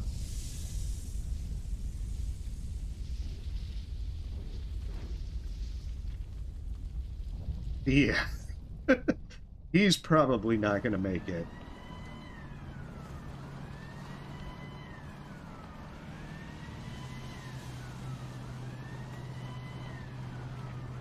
I don't know, it feels as though that where they pointed out that it was overloaded, that might have been the reason, that might have been the thing.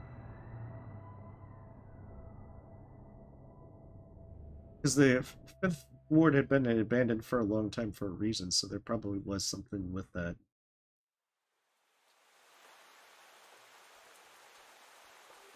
Come on, get in there. The others need you.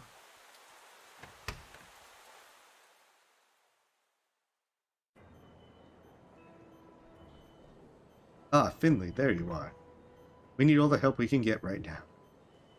Come on, take care of the sick as best you can. I'll assign the teams, then help out as well.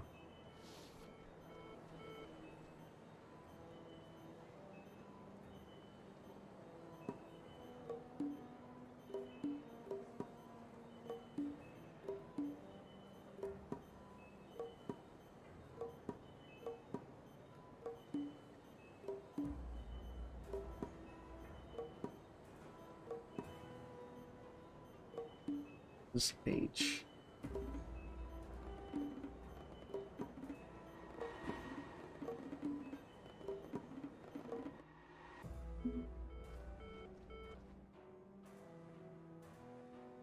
No, not this one.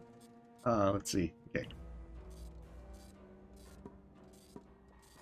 It's the one that always gets me.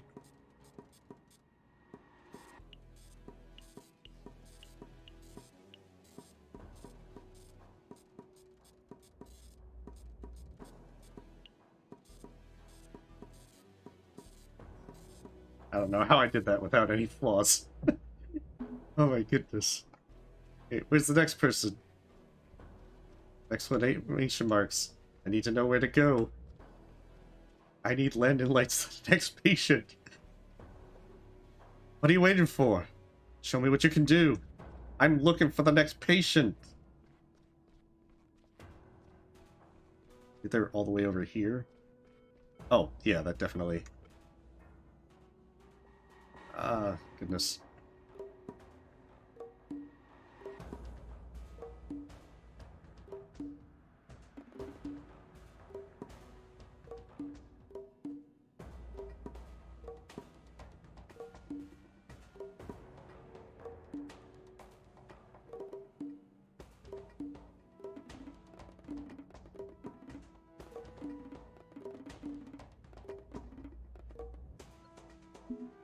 Okay. I don't know why that one gives me so much trouble, considering it's the exact same prompts each time. Oh no, this is where I go down. Oh shoot. I had a good run.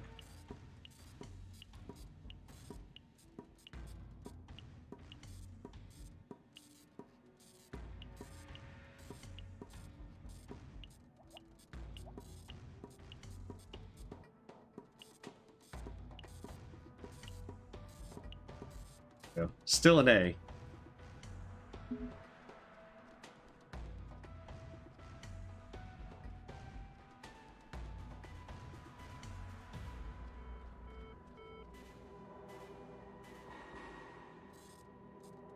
Crap.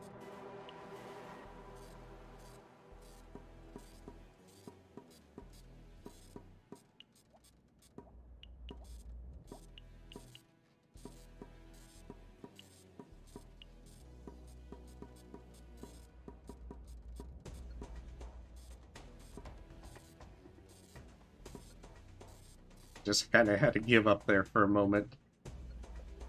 Finley! Leave it. Dr. Kraski, glad you're here. This patient's very sick. She's beyond your help now. But, can't you see? The woman's already dying.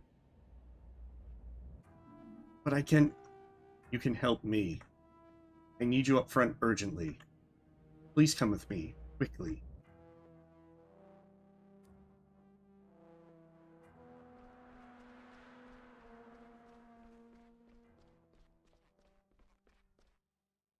No, I'm definitely not a rhythm game player.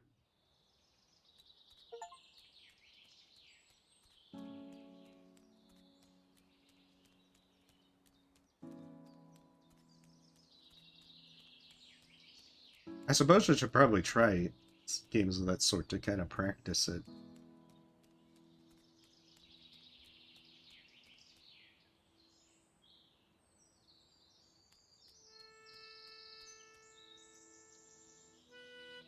Pretty much, yeah. That our only choice was to follow them.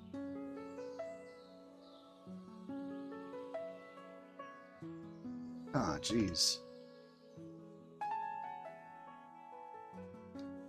No, I don't think there was an actual moral choice there.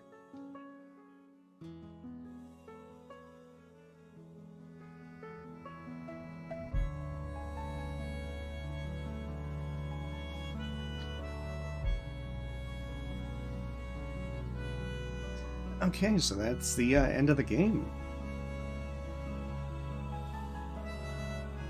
Yeah, gotta have the title drop. I mean, it could be that it ends on a cliffhanger. Maybe they're doing a sequel at some point in the future.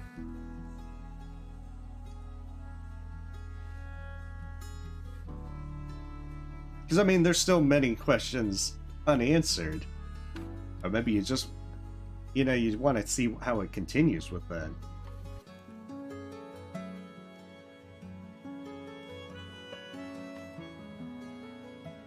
But it was still very enjoyable. But it does kind of feel like that it is incomplete story-wise.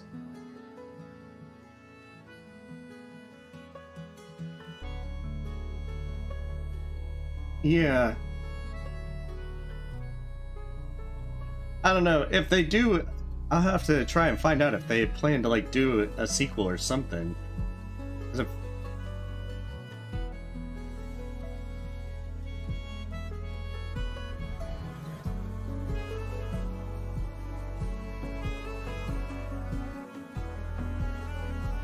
feels as though that it is incomplete.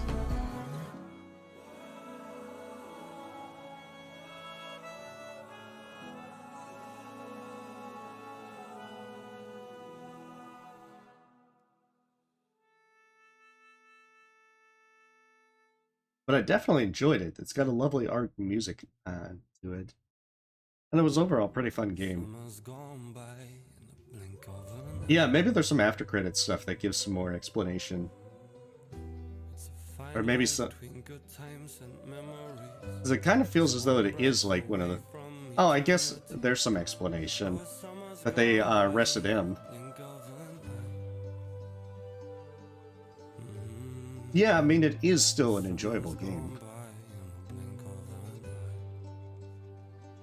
Oh, we got a new houseplant.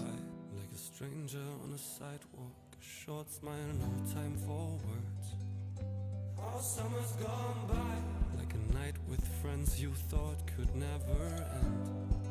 Oh, okay, so the two kids did survive.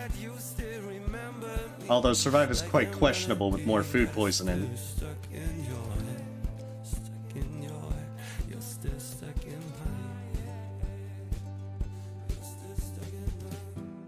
Summer's gone by in the blink of an eye.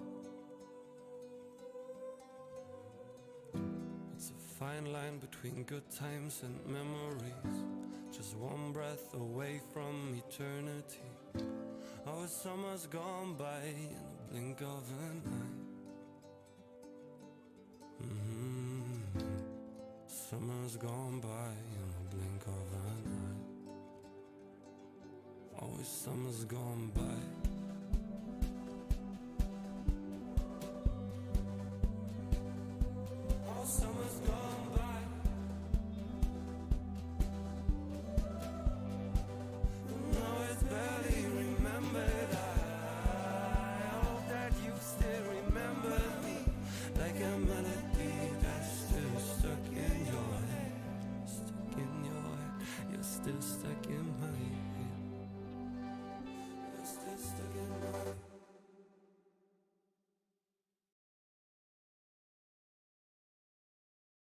That might be everything.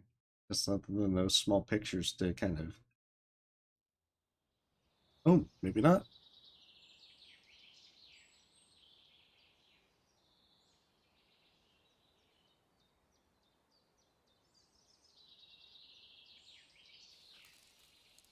Oh, okay, so he did do he did do a heroic sacrifice then.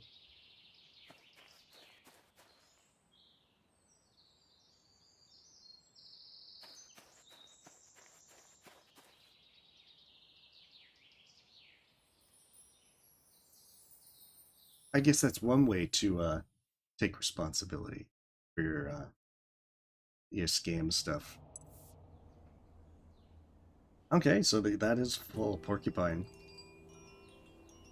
I, it does feel as though that is kind of incomplete with the story thing. So I don't know, maybe they're planning to add something else at a later time, but... I mean, I certainly had a good time with it. Although I hate it when games do that kind of thing, where they leave the story kind of incomplete and you're still got, like, lots of questions. I guess it's a good way to make a sequel hook, but, well... Needless to say, stopping for tonight with that, and then... Yeah, I mean, it does feel like that eventually things got over. You know, they treated who they could and so forth. But it does feel as though that there's still many questions about things that happened. So, yeah, it's a good stopping point for tonight. Continue Dead Cells on Saturday, and then Dave the Diver on Sunday. And after that, I'll be taking a break from streaming a bit, because for Labor Day in the States, I usually just, like, take off around that time, so I can just kind of kick back, relax a bit. So nonetheless, thank you guys for watching. Stay safe, stay healthy. See you next time. And you have a wonderful day or evening, as it may be.